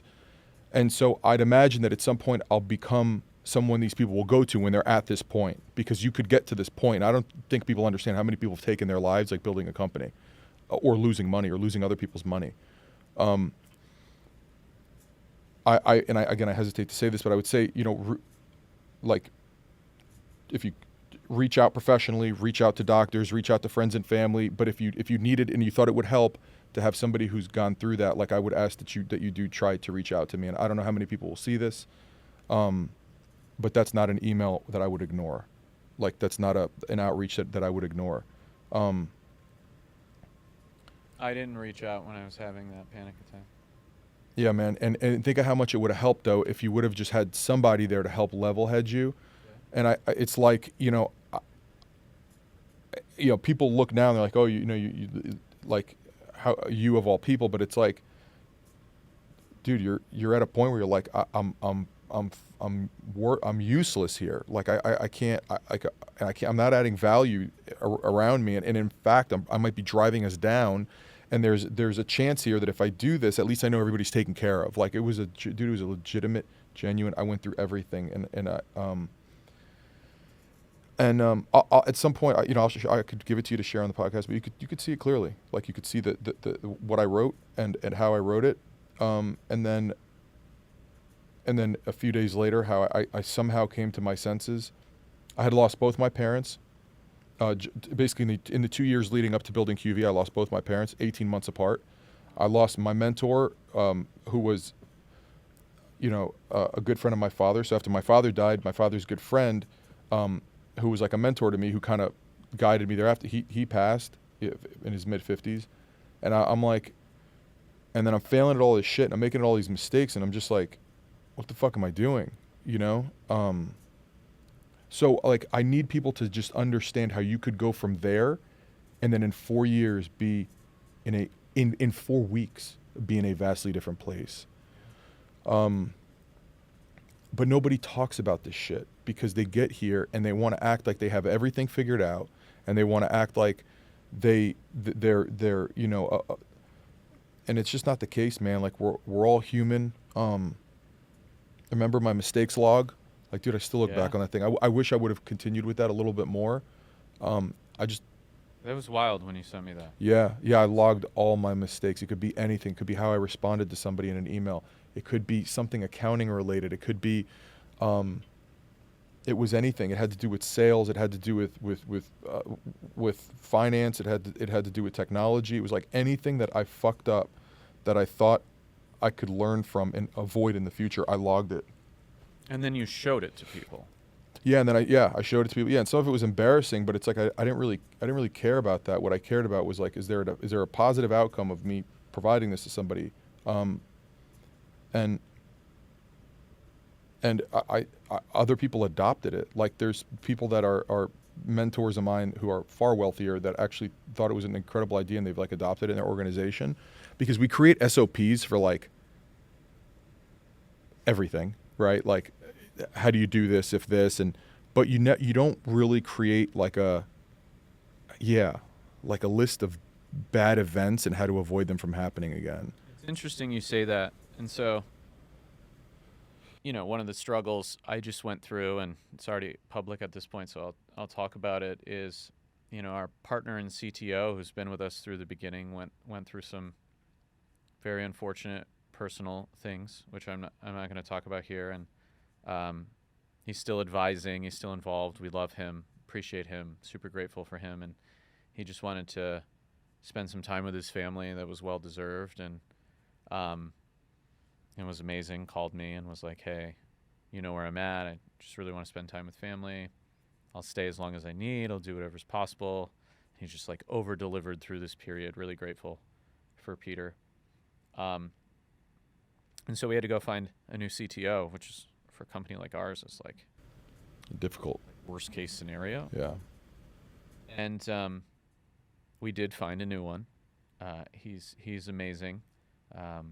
He's been involved in one of the largest companies in the industry and has run very large dev teams. And I'm grateful that we met, and we have the same personality type, so I get some now well-deserved idea challenging that I'm not generally used to from someone who's literally brilliant. And so that's the best. Yeah, it's fucking great. That's the best. It's fucking great. I have no problem being somebody making me feel like an idiot on something. Like, if I can learn from you, man, there's no ego here. Like, I get some messages and I'm like, oh my God, is this what people deal with when they deal with me? Like, this is great. And so what he did recently over Slack is he sent me this message, and it was basically like a story arc of all the problems. Oh, within the organization? Yeah. Oh, Joe does that to us all the time. Oh my God. Oh, and I could read them with his British accent, Oh. so it just makes it so much more exquisite. Dude, and so Yeah. I start reading it, and I'm like, fuck. But, I mean, we all have problems at every like, none of them go That's all away. you look at. That's all you look at. Yeah, and it's all so, you like, look at. to be clear, Yeah. like, these aren't like problems that our customers should fear. Manny's obviously still rocking with Ringba here. We're good. But it's like growth-related course. problems. Yeah. Like, how do we solve these challenges? How do we innovate towards the future? Like, one of them's like, and our roadmap is so long that our team feels like we're making no progress towards, ultimately what our goals are. And like, Oh, the I could see that. structure of our sprints here is causing friction there. And here's where slow communication is, it's like this giant story arc. And I read this thing. And then at the end, he's like, I don't forget exactly what he said, but he was like, feel free to add here.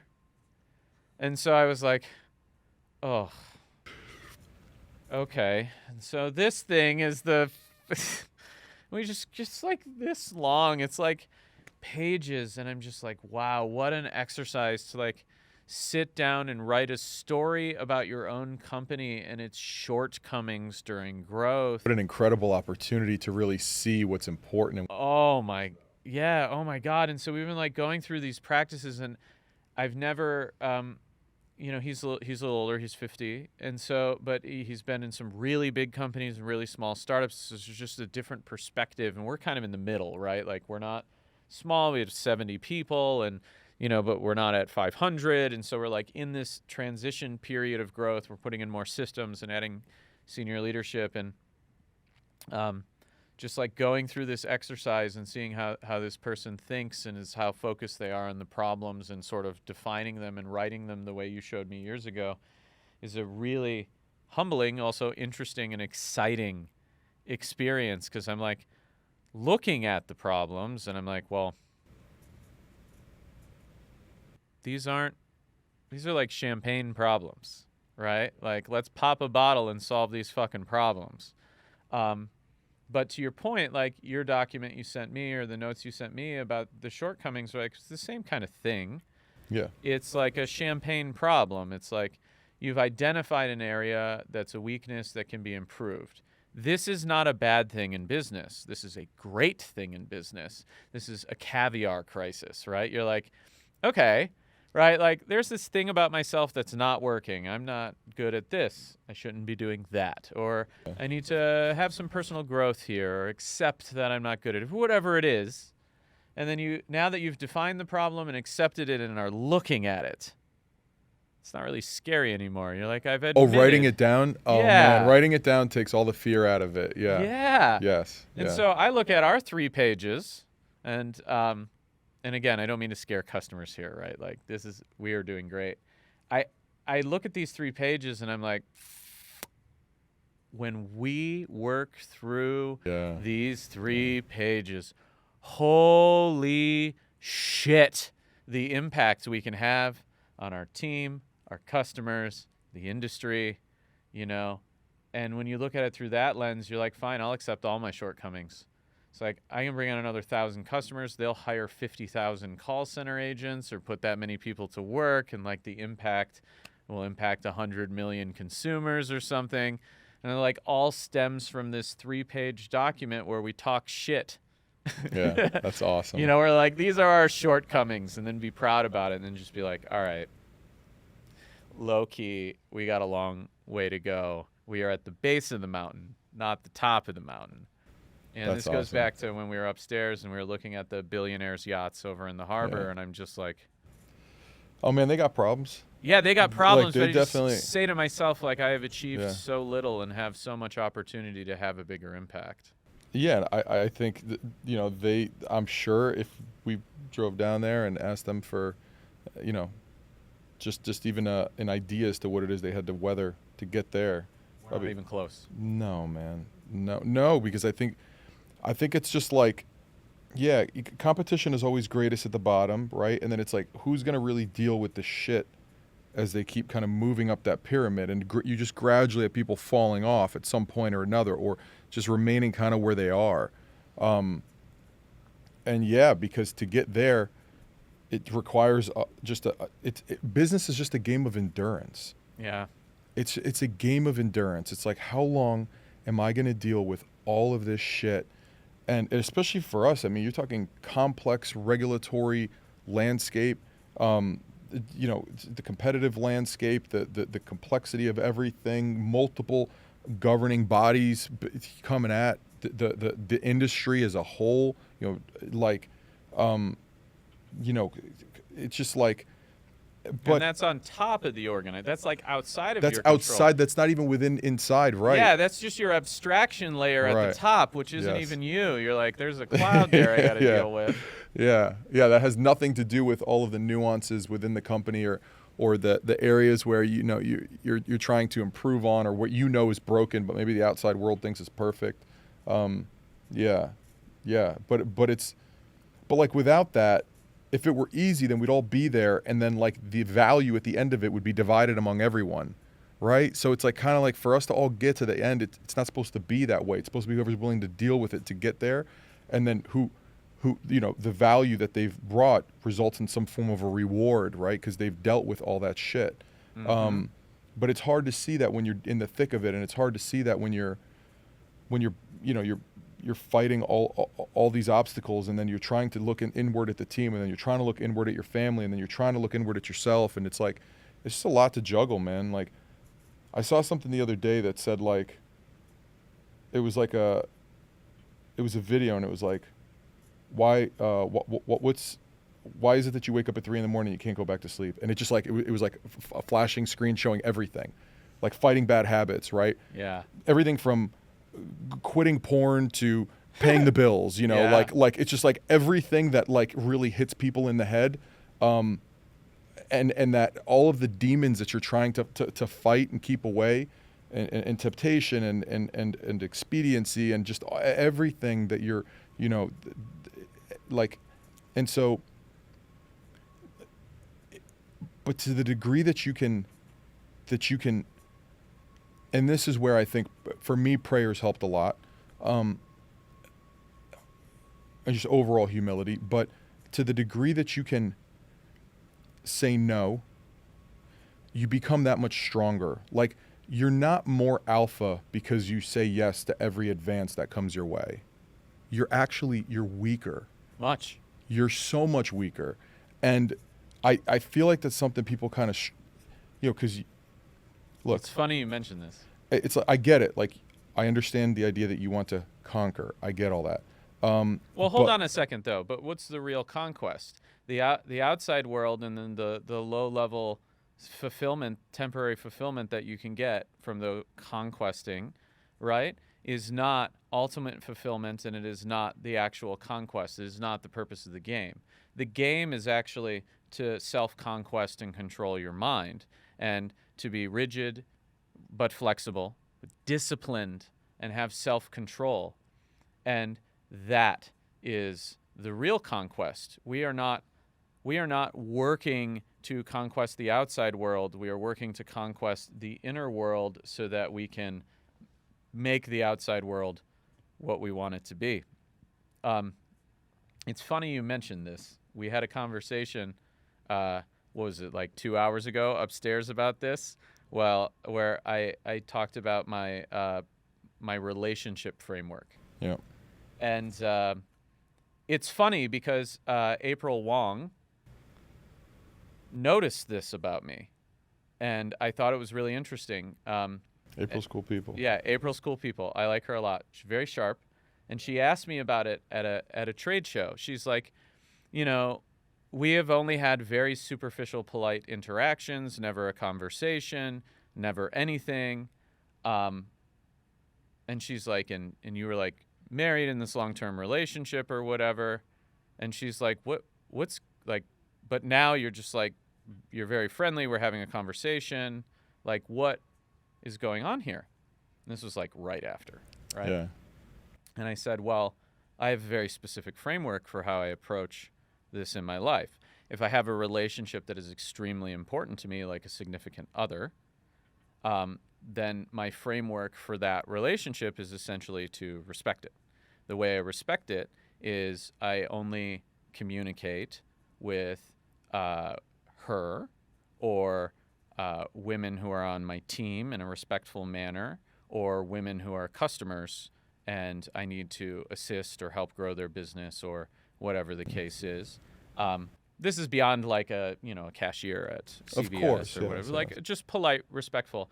Outside of that, I don't engage at all.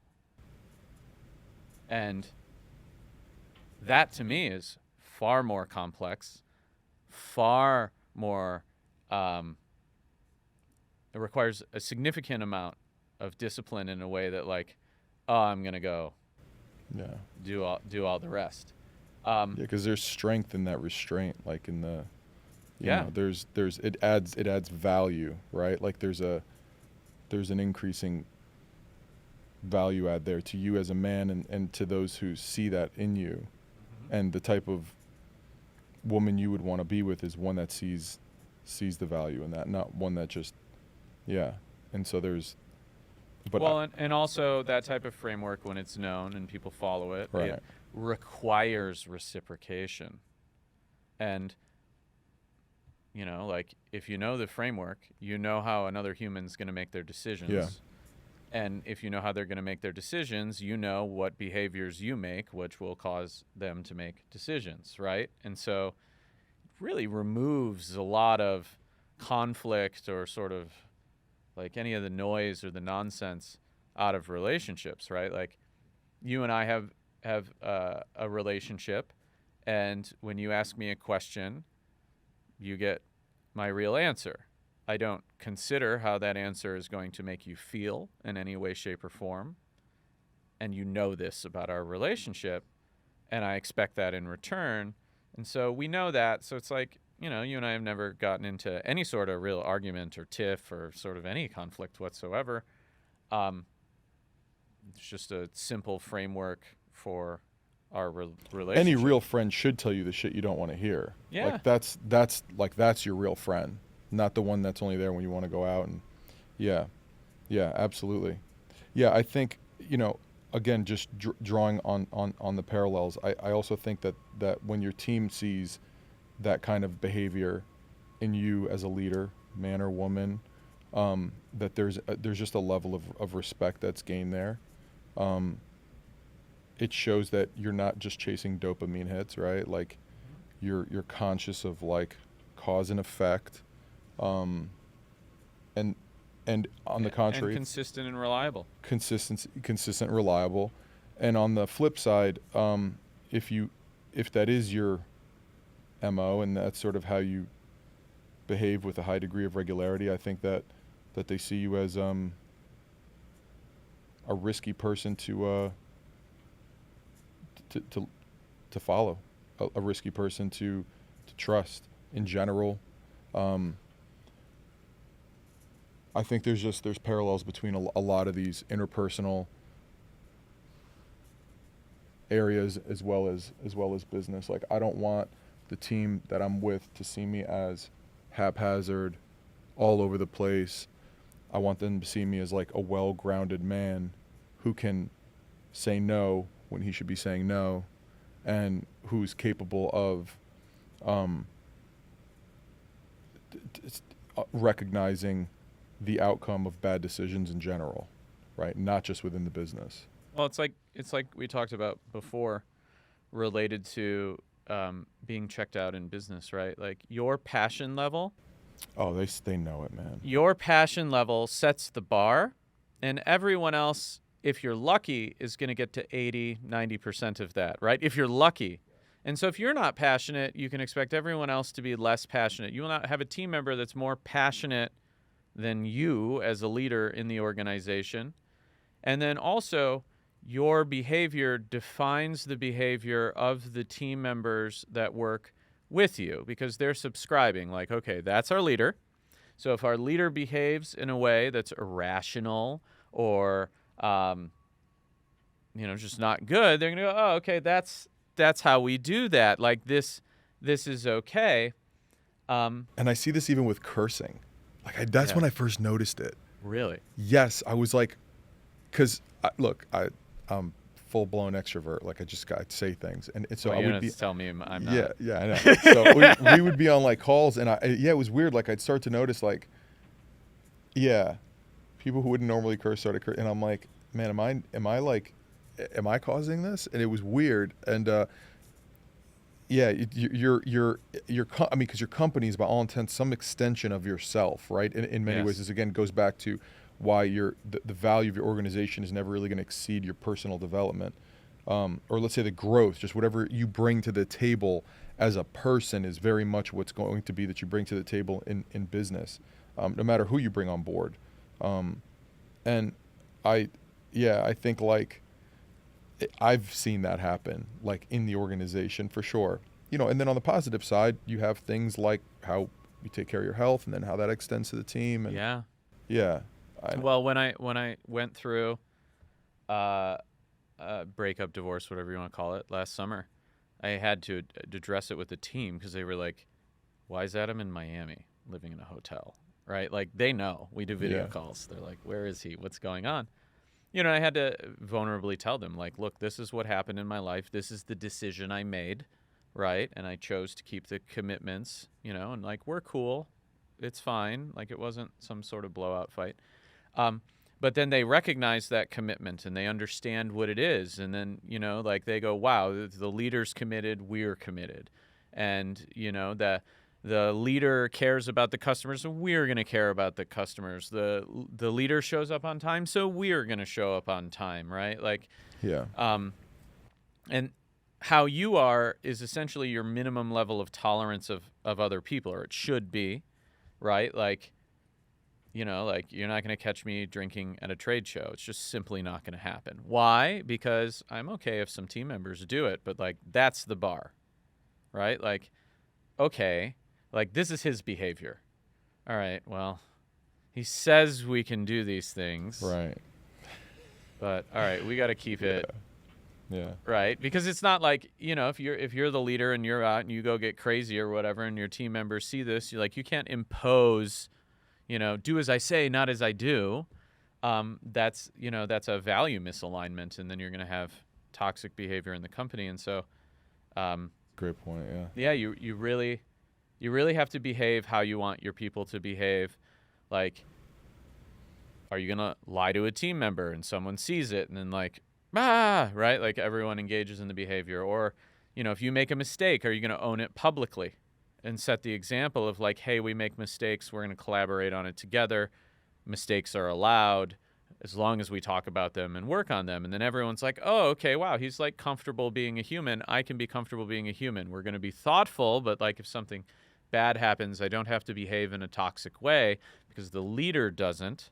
And so like his reaction or her reaction to a situation now becomes my reaction to a situation. Like something really bad happens, the leader's calm, right? Oh, something really bad happened, right? Like, okay, he's calm. All right, I thought he would be freaking out. And I think people should understand the difference between calm and thoughtful and stoic and like just feeling like they don't give a shit, right? Like, oh no, completely like different. people need to, like I want to make sure that anybody listening to this understands like there is a big difference between being like, I've been in a situation like this before, we're not going to lose it, we're going to figure this out, we're going to sort of distill what matters here and work through what we can control. It's a lot different than like, we'll deal with it next week, or it's not a big deal. Like that's not what it is. And well, that's the example that then people will follow, right? Yes. And so like, we have an emergency or something, I'm there. Doesn't matter the time of day, doesn't matter what it is. Like, I have been standing naked in my living room at 3 a.m. in front of computers on a phone call, like, hey, we have a problem, like, I have had vendors call me in the middle of the night where they have a problem and like call me 3 times, wake up, and they're like, hi, Adam, get up. And I'm just like, excuse me? They're like, no, get up. like you need to go wake an engineer up. Like, we created a problem. You're going to need an engineer. Go wake one up, call us back. I'm like, guys, 4 a.m. right now. Like, I don't have I'm not at home, whatever. They're like, Adam, get out of bed. And are you going to go back to sleep and deal with it later? Or is it, all right, guys, give me 2 minutes. I'm going to go wake up an engineer. Like, they don't even tell me why. Like, I'm going to go wake up an engineer. We'll be on the Zoom in 3 minutes. Which right? on the other end of that is vastly different than put in a ticket and we'll get back to you in 48 hours like some companies do. Yeah. Like some of your competitors do. Yeah. So it's like that means everything to a customer, especially when, I guess it's the same, right? Because when you haven't really scaled your organization, every single call, everything matters so much. And then when you have grown your organization, it's like, okay, we could lose $100,000 in the next few hours, right? So like, or more. And so it's, So, but your clients seeing that in you is everything. Well, you guys know, right? Yeah, of course, yeah. Whatever. And this is the same thing as your team and your clients, right? Are you going to trust the people running a business that you trust your business to? And the question is like, if I have an emergency at 3 a.m, can I call Adam and he'll get out of bed and help me? And if you have my cell phone number, the answer to that question is yes, right? Like, I'll take you up on that. Well, and maybe I'm a little angry and don't want to deal with it, right? But I'm gonna fucking. Matt, we're get gonna up and find a deal with reason it. to call Adam at 3 No, a.m. don't do that. Don't do that. But like, I've had customers call me in the middle of the night, literally in the middle of the night, that are like, hey, my credit card was just stolen. We had to cancel it. I need an approval of a new credit card, but I'm not going to have the number for 12 hours. We have $50 in our account. Can you extend us $5,000 in credit? And I'm like, you guys know it's like 2 a.m. on a Sunday, right? Yeah, but that means that on Monday, traffic's going to kick off. Exactly. And so they're like, listen, we really need this or we're going to get in trouble in the morning. Like, our boss is going to be furious. And I'm like, this is a true story. Yes. And I'm literally like, okay, wait a second. Which company are you with?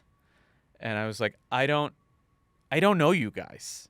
Like, I don't know who is your boss, right? Like, how did you get my cell phone number? And they're like, listen, your cell phone number was not hard to find. Okay. Like, we found you on Skype. We're sending you our account code. Will you please just go look? And I'm like, okay, give me 2 minutes. And I just like go downstairs. Here I am again, naked in the living room in the middle of the night, just like my computer used to be in the living room.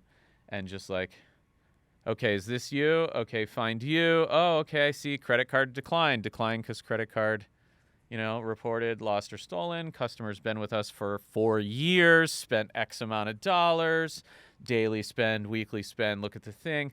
I'm like, all right, guys, $5,000 line of credit. I'm going back to bed. Okay, you better call me tomorrow afternoon to resolve this. All right. And they're like, no, it's not a problem, whatever. And then they call me the following afternoon and we fix it. But like, these things happen because the question is, are you willing to do that? And then when people see it, they go, you know what, we can really trust these people with our business, because no matter what in business, there are going to be problems. It's the only thing we can guarantee. And it's what are the people you're working with going to do when there are problems? And that behavior stems from the leadership and what the leadership is willing to do if there's a problem. And your partner's seeing how you handle that. So not just internally. So on your end, it's a bit different but on our side, addressing even proactively issues with our partners just goes a long way. Mm-hmm. I don't know that I ever told you this, but I remember in the very early days of QV, when we were in the finance space, I was aggregating tax calls. And Rich had recently come on board, and we start getting these, and now we're moving tax calls, we're moving them over to a team, and we were aggregating them from a publisher. And, Rich, having the wealth of experience that he has in the space that I didn't have, he's watching these calls come through, and he's like, Manny, this doesn't look right, man. Like, all these calls are going way too long.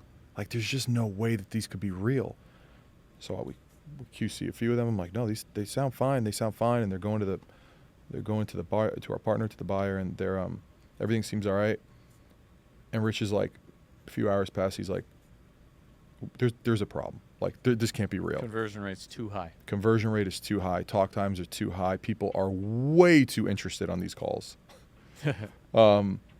So I run the numbers through like a little Twilio reverse number lookup thing, a little Python script or whatever, and they all come up as like prepaid phones or some garbage. So I'm like, holy shit. And this had gone on for like maybe a few days, right? But then he kind of started to see the pattern. He was working on other stuff. And so we immediately paused the pub. And then I call one of these consumers and I ask them, like, were you enticed to sort of move along this process? Yeah, I was. They just say it right there on the phone. So we pause everything. And then I call the buyer immediately. And I'm like, everything that you just took from one of my traffic sources is fake. And it wasn't a lot. It was, I think, maybe $7 or $10,000 or whatever it was. Yeah. But at the time, that was a lot to us to lose. And but it didn't change my decision. It was a phone call. I made it immediately. That partner ended up doing a significant amount of business with us thereafter, because the amount of trust that built to like, hey, there's a problem here, and I'm telling you, because we could have probably just as easily not said anything, but I was not about to do that. No, And that's not the right way. right. And so we called them immediately and we told them, and I feel like it strengthened. And then my point of contact at that organization ended up going somewhere else. And when he went to this other organization, he brought us on board. Like there was, because he at that point knew like, okay, these are solid dudes. Like they're doing things in the right way, and they care about the partnership. And now more than ever, I think, you know, we understand, like, again, talk about taking nothing for granted. I mean, we understand that, you know, there's a decision made at some point for these entities to bring us on board. And yes, we've established a great reputation, a great, you know, I think we have a pretty much impeccable record at this point. However, it doesn't mean that we don't, like, I don't look at anything any different. It's still like, you can go elsewhere for this, but you're coming here. And I think that's years of the right behaviors that have cultivated and sort of nurtured these relationships to where people know that if we tell them something, that's what it is, right? For better or for worse. Yeah. It's your credit. It's credit. It's credit. And that's such an interesting thing, because so many people would just go, all right, well, if they catch it, they catch it. Keep the money, of course. whatever. Yeah. And these things happen fairly regularly. I mean, I have a customer whom you know, and they were beta testing something many years ago. They were the only beta tester, the alpha test, something they wanted. And it had incremental cost to it. And we didn't realize that they were getting billed incorrectly during the alpha test. And neither did they, because they spend a lot of money. And so it was like washed in. And one of our developers is running through and, you know, going through the results of the test and finds the data. And he comes back to me and he's like, hey, we overcharged them like $80,000. There's no possible way that they would have noticed, because they had no visibility into this. It was an alpha feature. And like I said, okay, cool, credit it to their account and I'll give them a call. And so I gave him a call and I was like, listen, if you really want it back on your credit card, I'll do it and eat the fees. But like, they were like, well, yeah, put it in the credit. But that means a lot. And I think the decision that people see there is they're like, wow, you know, I can make some money here. But they're not thinking about their future. It's like, would you rather have $1 today or $100, you know, 6 months from now or whatever it is? And even if it's painful, you just make good on it, because the damage you create when you don't is vast. And I think a lot of entrepreneurs don't recognize this. We just went through a scenario with, I don't know how specific I want to get here. We just went through a scenario with a vendor, and they promised us one thing. And so we were expecting that they would owe us X. It's like $100,000. maybe 80. I don't know, somewhere in that range. And there were some issues, and they said they were fixing it and working on it, and then like whatever, and then like 4 or 5 months later, they're like, yeah, but here's an updated agreement, and like you didn't hit some tiers and whatever. And I was like, to the CEO, like, listen, man, like, here are the screenshots of the emails and chats that are like, you get this for this, paid this. We're like, cool, let's party. We trust you. Let's go. You're VC backed. Cool. And in the end, we got the money, as we always do. I mean, we have a 10x rule. If you don't pay the bill, we'll spend 10 times as much collecting it. That's great. That's great for people to know. Yeah, no one really knows that. I mean, some people do, actually. Yeah, some people are very well aware. But like even for us, like he was like, we'll give you a little more, and we'll give you a little more. It was like, this is a little bit less, and whatever the case is, and I think in the end they oversold and they didn't make any money on us. Mm-hmm.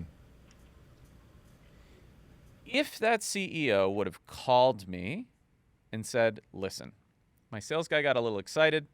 I thought we could do it. We couldn't do it. I'm going to lose money on this. I'm going to pay you what you're supposed to get. Going forward, these are the metrics that work for our partnership together. And I'm just really hoping that we can keep doing business. I know it's not as good, but like, I'm going to eat this one. And I'm really hoping that we can work together and continue forward in the future. And I understand, like, if your experience was this bad, if you don't want to keep doing business, but I'm going to still make good on it. Had that been the phone call, we probably would have let him off the hook on some of the balance.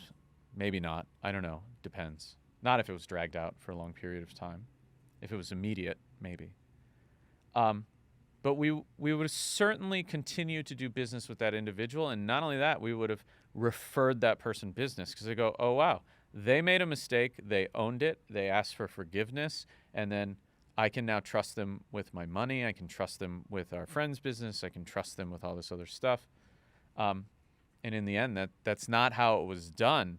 And now you've like completely destroyed all the long-term credibility with an ecosystem partner, right? Like, we're not just a customer, we're an ecosystem partner. And it's just like, I think entrepreneurs like don't realize that like sometimes even when it hurts, you got to own it. Of course. The financial side of it. You got to eat shit and write the check. Yeah. And it sucks. It sucks, but the respect and the value downstream is worth more than, and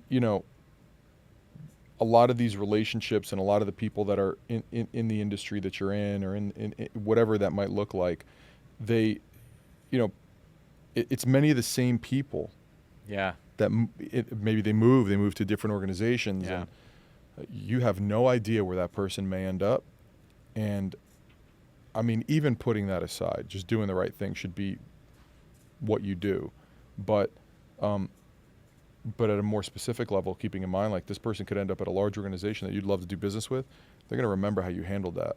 Yeah. And yeah, I think that just comes from, I don't really think that that's something people learn. That is where I think it's more inherent. Yeah. It's more like, yeah, who are you as a person? Yeah. And like, you'll grow much faster when people know you to be a good human who's looking out for everybody's well-being, not just yourself. Then they even want to help you. Of course, yeah. Like, guy Absolutely. calls, says, hey, man, I'm eating shit on this. Like, my Yeah. business is in a rough spot. I'm going to pay you, but, like, can I have some time? Yes. Or, like, Yeah. can you help me? Like, even if I got to give you all the money, like, can we still partner? Can you help me? Like, how do we figure some stuff out? Like, can I get some, like, just what can we do here? Like, I'll own it, but, like, please? Holy shit. Huge difference. Difference in response. I want to go back to something you said, though, which I thought was really interesting, because I received a message just the other day about this. you had the calls that didn't make sense to you, so you picked up the phone and called the consumer. Yeah, I give Rich credit for that. Yeah. And so this guy hits me up, and he's asking me about callback fraud, where essentially a buyer takes a call, hangs up, calls the consumer back. We've so run they don't into have that, to, yeah. they don't have to pay out. And it's usually smaller buyers, not big ones, because big ones are structured, big organizations. Or they take the data if you're somehow delivering the data before the call, or there's some sort of nuance there. So to anybody watching this, I mean, it should seem obvious, but unfortunately it happens a lot there too, which is what we've run into, but yeah. Yeah, and so you need contractual stuff in there and whatever. And so the guy says, but the call center could also be hanging up on people and calling them back. And so my response was, call the consumers and ask. Yeah. And he's like, well, we can't find it in the recording. We're just not sure. And I was like, no. So here. You could lead people to water, man. Hi, Bill. You spoke to someone on our team about debt consolidation, and the call seemed to get hung up on. Oh, I want man. to make It's in the sure debt you were space. taken care of. Did our agent happen to call you back to finish the conversation? The guy goes, oh, wow. I didn't know I had to go that in depth. Oh, man. And my response is, you don't have to do anything. Yeah. It's all up to you. Like, do you want to find out? Like, do you want to do the due diligence? You just said to me, so I listened to a bunch of calls. And I think what's interesting is on our first podcast, which was the most popular podcast I've ever put out, it was literally you and I discussing the most boring shit about quality assurance ever. And you're like, yeah, I got a grid. I went back and looked at the grid before this pod. You had all these disposition codes, had people listening to all the calls. You're like cataloging everybody's performance, the agent, the traffic sources, the whole thing, the publishers.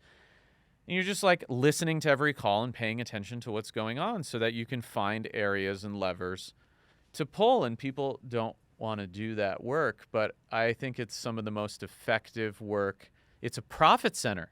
It's a profit center, but it also teaches you about your business. Like I don't understand. I've had this conversation with people. I'm like, I think people like to play business. Like they stand up an LLC, like they put up a website, they get a phone number, they got an email. Like, you know, I don't know. I really don't understand it. You know, so interestingly, what you just mentioned, what I had done was I created the dispositions, and I had to hire overseas.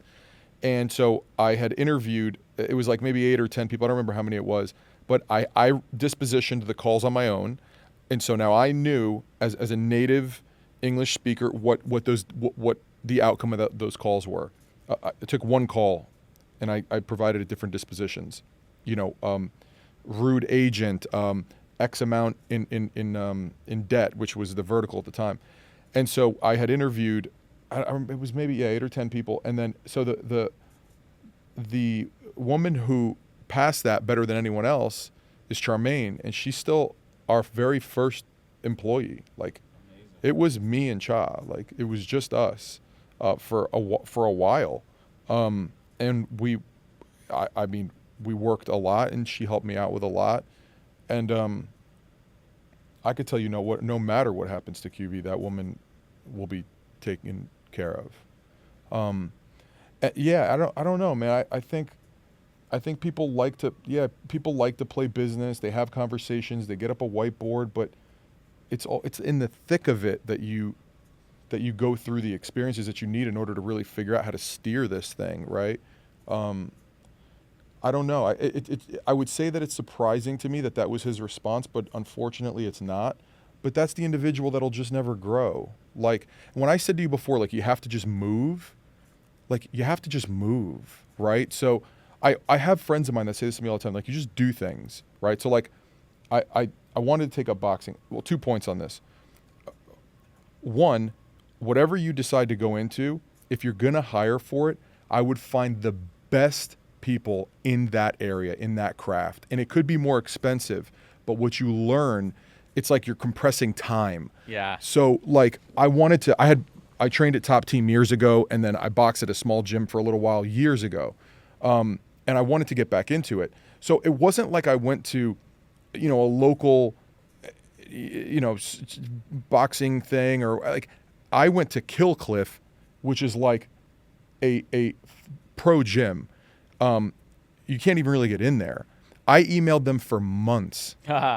For months. I emailed fighters. I emailed the trainers. I emailed the owner, which is Henry Hooft, which is a really well-known guy in that space.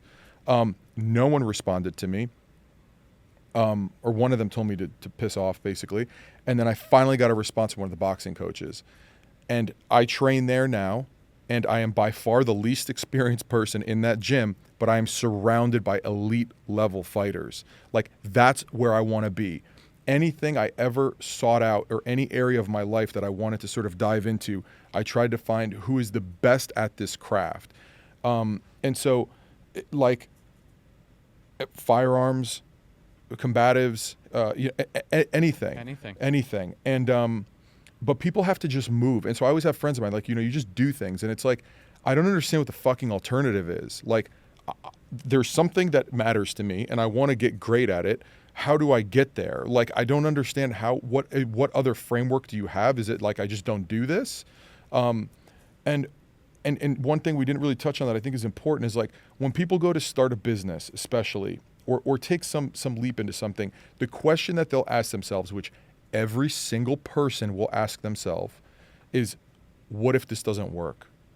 Like, what if I do all this and it doesn't work? Or what if I do this and then that happens and then this whole other shit happens and then nothing works? The question you should be asking yourself is, like, what if you don't do it? Like, just look at your life right now, and let's just assume you don't do it. Like, forget about that. Where are you going to be in a year or 5 years? You're going to be exactly where you are, which you hate anyway. So the worst thing that can happen is that you do this thing and you embark on this journey, because when I hear someone like that, I hear laziness. Like, I hear just like a lack of that drive to just solve problems is what I hear there. And it's sad. It's sad because for that person to elevate from that to like somebody who's moving, and man, it's competitive out there. It's really competitive out there. And everything is rented, so it's like somebody's always trying to come at your shit. And I don't know how someone like that makes it through life. Like, I've never really understood that. I've never been like that. I was 14 years old or 15 years old when the movie The Hunted came out. It was a movie about a special forces guy who only fought with knives. And the movie's incredible. It's with Benicio del Toro. And this guy kind of goes AWOL. And they assemble like all these law enforcement officers to try to find this guy, and he's just taking everybody out. In that movie, because there's a lot of blade work, they're using a fighting style called Kali, Atienza Kali fighting, which is a very highly respected, very violent form of fighting with knives. Dude, I was on AOL at the time.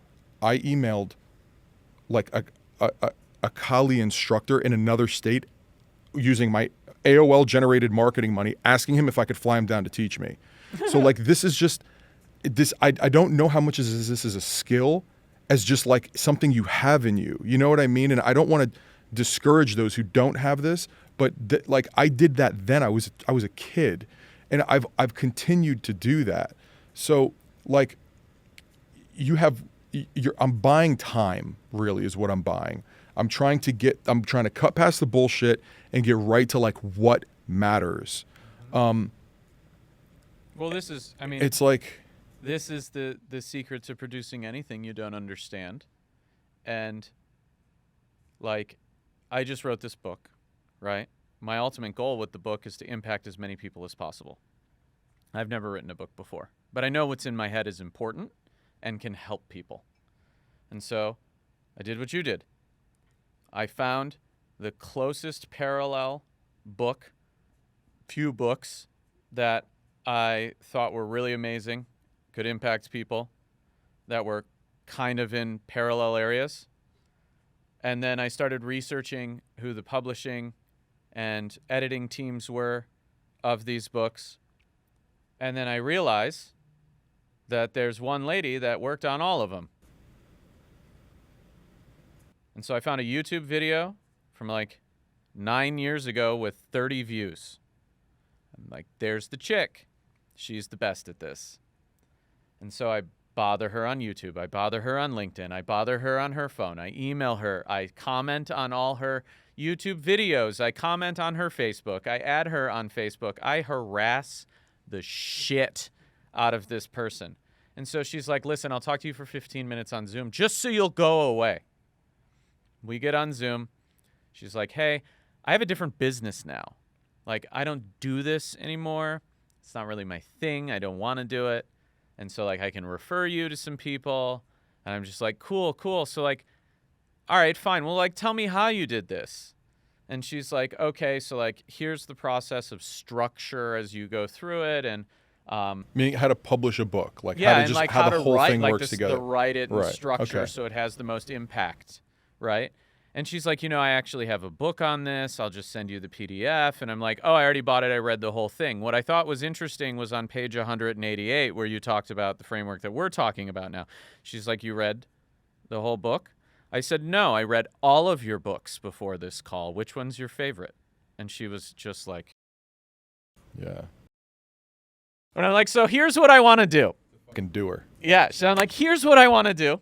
And she's like, look, you already know what I charged for this before. Like, I'm not doing it. Like, here's my price. Here's my deposit. And she's just like, never. And I was like, cool. Well, I accept your offer, and we'll send you a double on the deposit. We'll do it right now. Chad, can you take care of that for me, please? He's on the Zoom. We're like an hour and a half in. She's just like, ah! She literally does this on the Zoom and then is like, fine, I'll do one. So we did one. We just redid all of our case studies. You talked to this human being.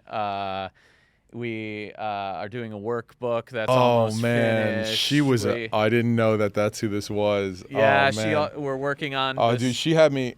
Did you see the? Did you watch my? No, I didn't. You watch didn't see it yet? No. Oh man, she had me.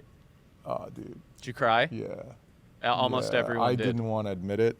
Almost but everyone as did. soon as I couldn't really. I tried, man. I was fighting it, and I'm like, and then when I finally I sort of broke. I wouldn't say broke down, but when it hit me, she could see I was like embarrassed, and she's like, "Don't worry."